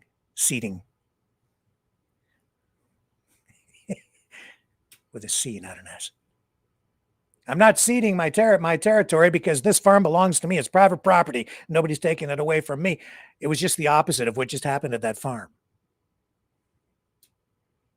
And then the day after Truth and Reconciliation, I'm getting Substacks, emails from Freedom people who are complaining while applauding what's going on at the farm. And I saw a lot of the people out there too, like hoping that it works to save the ostriches. So you're going to save the ostriches to relinquish property rights that you're supposed to be fighting for. It just doesn't make sense because it's also stupid. And here's the kicker. The people that came to deliver the document, later I saw additional statements made by the actual First Nations tribes saying that they didn't have anything to do with it and they don't acknowledge it. And so obviously whoever did it with no authorization. They didn't have the jurisdiction or the authority to do what they did. So it was all fake anyway, I guess. But there's so much of that going on that who the hell knows what the truth is and where these land claims, and that's actually a huge issue in the country right now. We're going to see a lot more of that play out. And it always comes down to these issues too, whether it's a farm issue or building a highway or a pipeline. And all these groups get in there, First Nations groups, some of which may be legitimate and other ones maybe not. But it's all about the money in the end. I don't think it's really about the birds at this point. But somebody should do something about those whales. And it's going to take a lot of money to deal with that. And who wants them? Who wants those whales? Where are you going to send those? And I don't know what the science is behind it or the biology or any of that, but I don't know. I don't have enough information to know if those whales could be just released into the wild. My guess is they would probably die because they're so domesticated. Maybe we can learn more about that. Maybe I'll take a trip up there.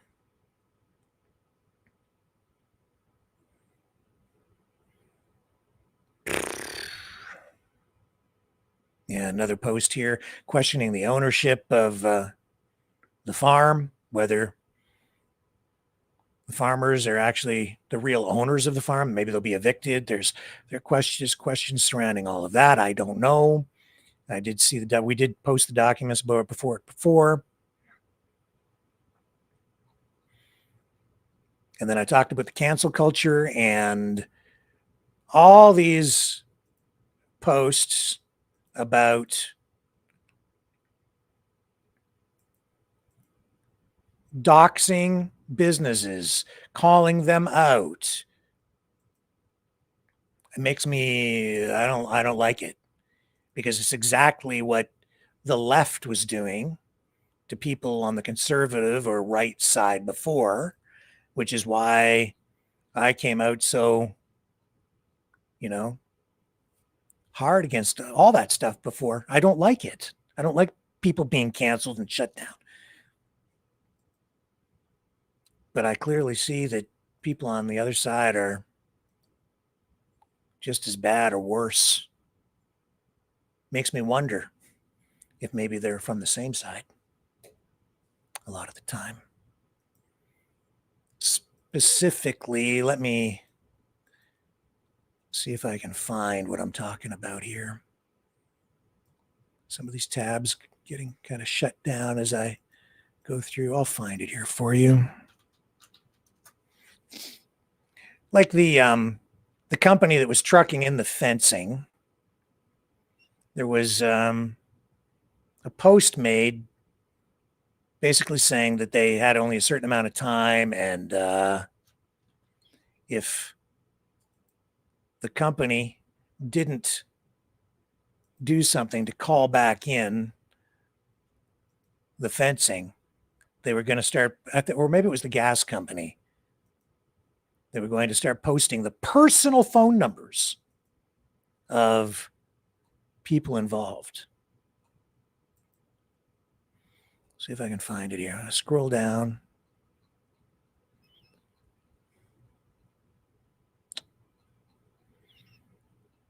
I don't know if you saw it or not.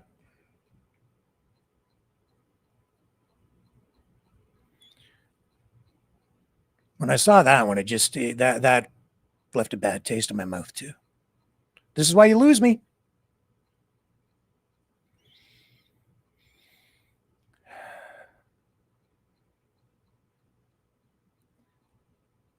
It maybe isn't worth the time.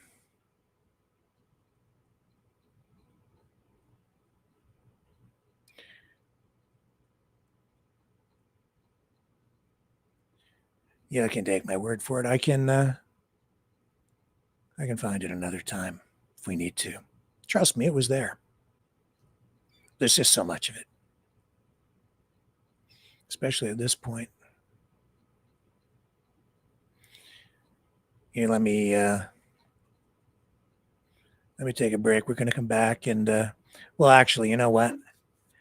I won't take a break. What we will, I'm going to show you where all this stuff leads. And this is why I really don't like the jumbled information and everything based on emotion and the propaganda, all of which is really designed to really get people jacked up.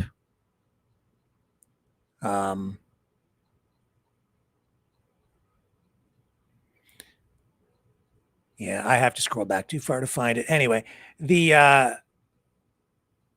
don't think it's right to basically kind of threaten people's businesses that way. You don't want to shop someplace because you don't agree with their politics. That's your choice. You want to call for a boycott of some kind, I guess. Don't shop there. You can maybe organize like a don't spend money there, go someplace else thing, I guess. But to really go out and try to shut somebody down, to like destroy their business, destroy their livelihood, take away their job, get a mob out on their front lawn, I don't like it. I saw some of that during the pandemic with these notices of liability, where here locally, some people, because they were upset about the lockdowns, in my town, they went to the home of the medical officer of health with these letters, like right to his house, a whole bunch of protesters where the guy's family is at home, middle of the night. They were having trouble finding him, granted, because he wasn't working in the office, but they went to the guy's house with this crazy notice of liability. And I was there when they were talking about it. And I was like, I'm not going to that. I'm not doing that. And I think I was the only one that didn't go because it wasn't right. So they delivered it to the poor fella. I know the guy. I've dealt with him at the time. I dealt with him a lot of times in the past, the medical officer of health. And they went to his house, and I know that notice of liability went straight into the trash can, and nothing ever came of it, by the way, because it carried no legal weight whatsoever. Zero. But people sure were emotional about it at the time. And I understood, but I knew I was thinking at least rationally enough to know that that's not right. You shouldn't go to the guy's front door and, you know, and his family's there over dinner with a bunch of protesters out on his front lawn and deliver this thing. It didn't sit right with me. But worse when you're actually trying to destroy someone's business by encouraging people to go and leave like 0-star ratings on Google, or, you know, phone all these people and release their private phone numbers to dox them. I don't care which political side is doing it. I'm against that. Everybody has a right to work. Everybody has a right to earn a living, regardless of their politics.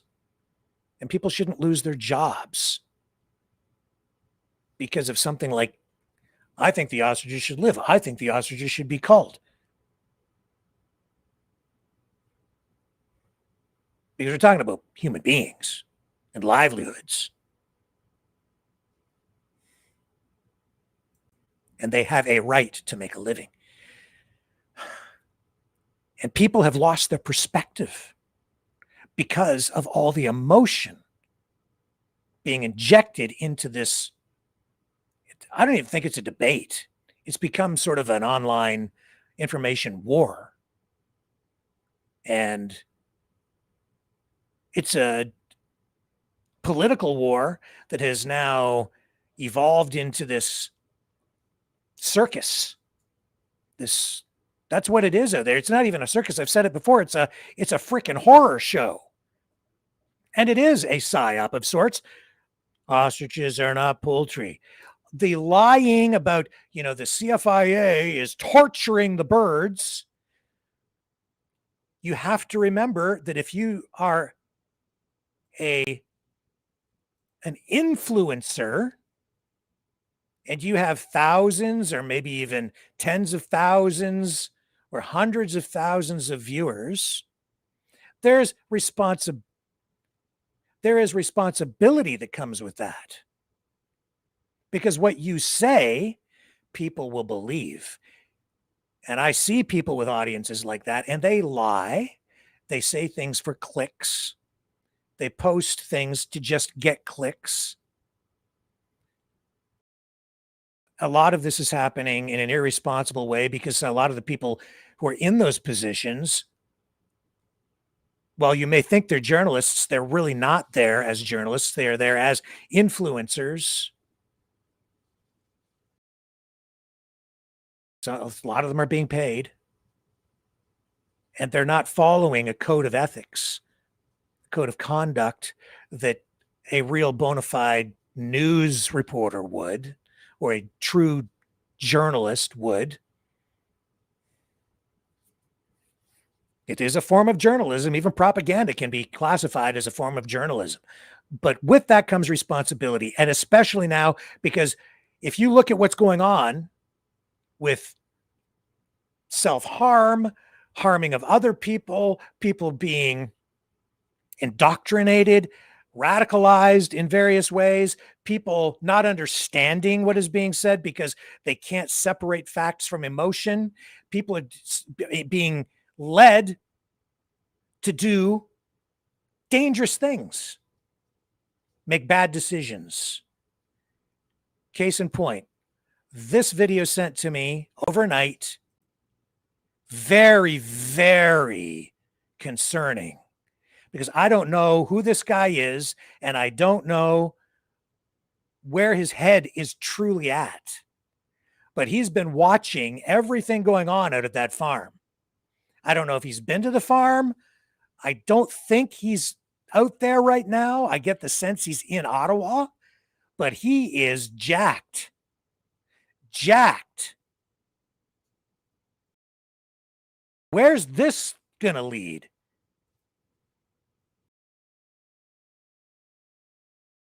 Let's hope the courts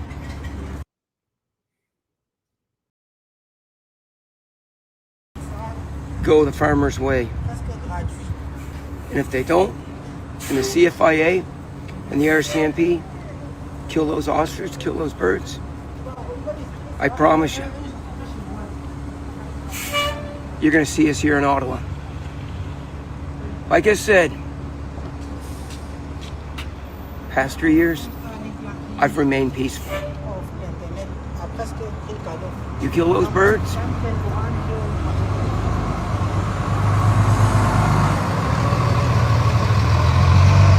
and you're gonna wish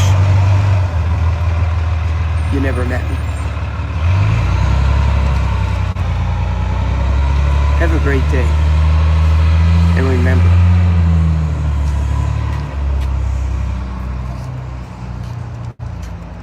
I play by your rules. Oh, that's right, I threw the rule book out yesterday. So don't play by anybody's rules.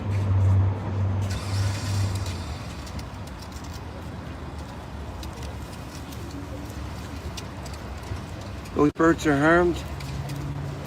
Things are going to get very interesting real quick. Have a great day.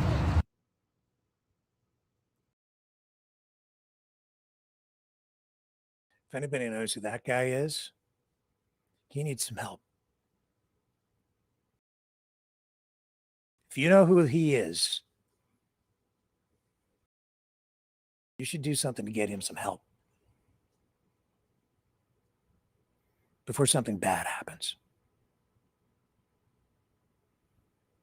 And if you're thinking like that tonight,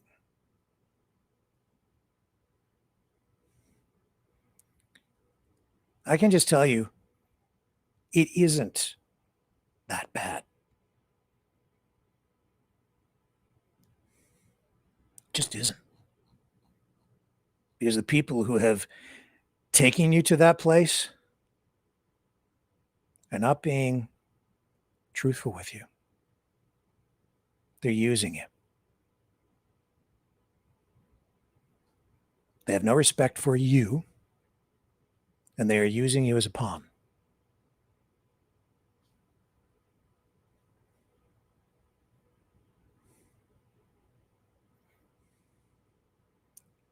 You don't have to do anything like that. Those birds are not people. They're livestock.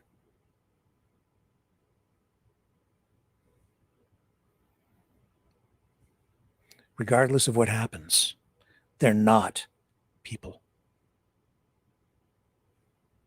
And they're not even pets.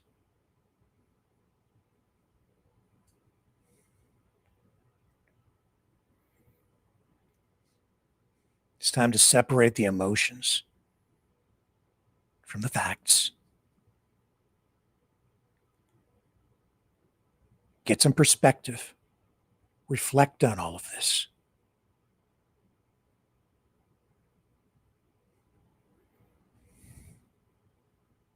So that we get a good outcome to make things better. Not just to change for change's sake,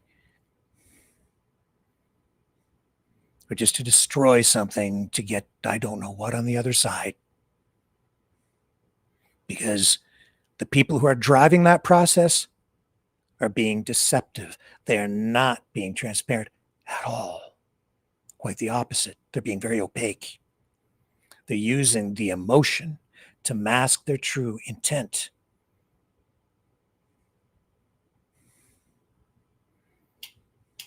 What will be, will be. If the ostriches live, whatever happens with that, happens with that. And if the ostriches are culled, the sun will rise the next day.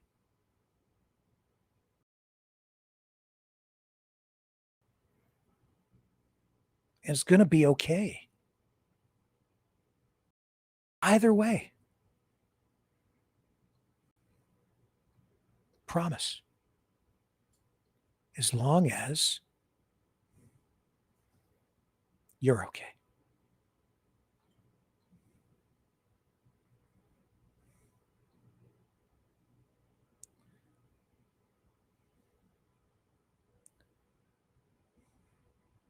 Tired of this. But we're going to be okay. I'll be back tomorrow, 7 p.m. Eastern, on the flip side.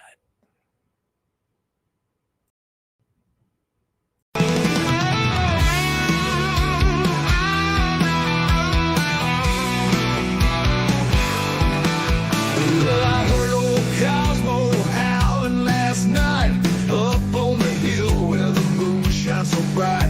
He was singing a tune, lonesome dogs cry about freedom, running and touching the sky. If I leave here tomorrow, would you still remember me? Cosmo's free, running wild, wild as the wind can be. He's a free dog, he's a free dog, he's a free dog. Cosmo's got them paws that just itch to roam. He's chasing his dreams, he's far from home. With a heart full of love and a spirit so free, he's living his life wild and carefree. If I leave here tomorrow, would you still remember me? Cosmo's free, running wild, wild as the wind can be. He's a free dog, he's a free dog, he's a free dog. He's got the stars in his eyes, the wind in his fur, a tail that wags like it's never heard of a blur. Cosmo's on a journey, he's got no chains. He's running through fields, breaking all the lanes.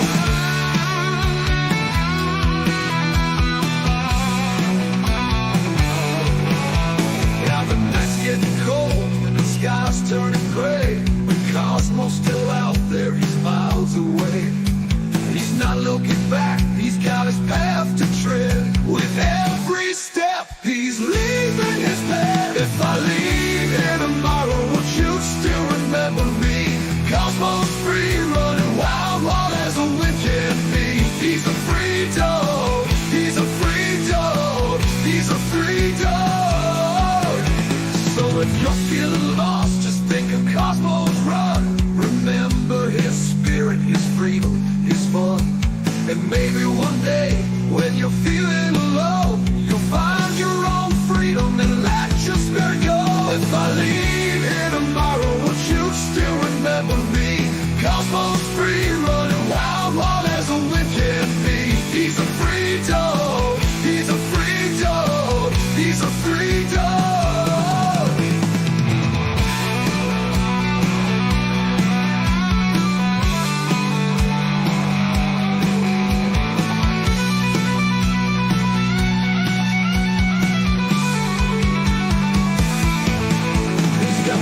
His eyes, the wind in his fur, a tail that wags like it's never heard of a bird. A heart full of love and a spirit so free. He's living his life wild and carefree. He's got the stars in his eyes, the wind in his fur, a tail that wags like it's never heard a word. Cosmo's on a journey, he's got no chains. He's running through fields, breaking all the lanes.